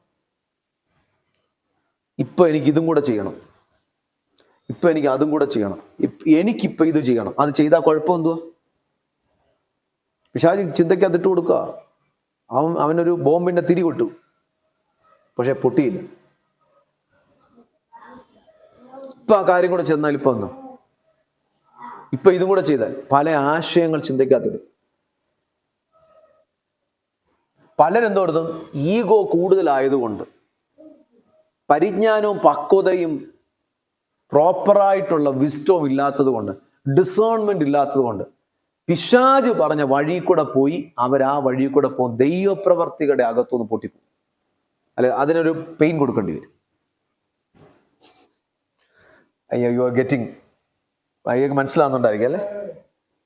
ഇതിനകത്ത് ഇടും. ഞാനവിടെ നിന്ന് പ്രാർത്ഥിക്കുക, ഭർത്താവേ, ഈ ഡിസ്യൂണിറ്റിയുടെ സ്പിരിറ്റിനെ കഥ ബ്രേക്ക് ചെയ്യണേ. പക്ഷെ ഇങ്ങനെ ആത്മമണ്ഡലത്തിൽ അവൻ പ്ലാൻ ഒപ്പിക്കുക. പക്ഷെ കുറച്ച് കഴിഞ്ഞു, പ്രാർത്ഥിച്ചു, എല്ലാവരും കൂടെ പ്രാർത്ഥിച്ചു. എന്തു പറ്റിയെന്നറിയാമോ? കർത്താവ് അതിനെ പൊട്ടിച്ച് തകർത്ത് കളഞ്ഞു. നിങ്ങളുടെ കുടുംബത്തിൽ നിങ്ങൾ ഓർത്തോണം, നിങ്ങളുടെ കുഞ്ഞുങ്ങളുടെ ലൈഫിൽ ഓർത്തോണം. ചിലർ വന്ന് വല്ലാത്ത ക്വസ്റ്റ്യൻ വന്ന് ചോദിക്കും, ഓർത്തോണം, ഇത് എവിടുന്ന് വരുന്ന ക്വസ്റ്റ്യനാണ്? വല്ലാത്ത ക്വസ്റ്റ്യൻ. ഡിസ്യൂണിറ്റി എന്നാണോ? ദൈവത്തിൻ്റെ വചനത്തിൻ്റെ ഫൗണ്ടേഷനിൽ നിന്നും പരിശുദ്ധാത്മാവിൽ നിന്നുള്ള ക്വസ്റ്റ്യൻസ് ഉണ്ട്. നമുക്ക് ഡിസേൺ ചെയ്യണം. ദൈവം നമുക്ക് ഡിസേൺമെന്റ് തരട്ടെ, നമുക്ക് അതിനുള്ള കൃപ നൽകട്ടെ കേട്ടോ. അപ്പം നമുക്ക് നീ പ്രാർത്ഥിക്കാം. നമുക്ക് ദൈവം കാവൽ നൽകട്ടെ, കാവൽ നൽകട്ടെ കേട്ടോ. കാവൽ കിടക്ക കേട്ടോ. എന്തോ ഇത്ര പറയാനുണ്ട്. 720 കേട്ടോ യെശയ്യാവ്, 720 കേട്ടോ. ഞാൻ എത്ര 700 പറഞ്ഞേ? 720. 720. For me, I think it's a living testimony of my service. I told you about my accident. Yeah. Someday I'll connect. Yeah. എന്ത് മനസ്സിലായി? ഓക്കെ, റെക്കോർഡിംഗ് സ്റ്റോപ്പ് ചെയ്തു. നമുക്ക് പ്രാർത്ഥിക്കാം. നിങ്ങൾ ഓരോരുത്തരും ദൈവം അനുഗ്രഹിക്കട്ടെ. ദൈവവചനം ആഴത്തിൽ പഠിച്ച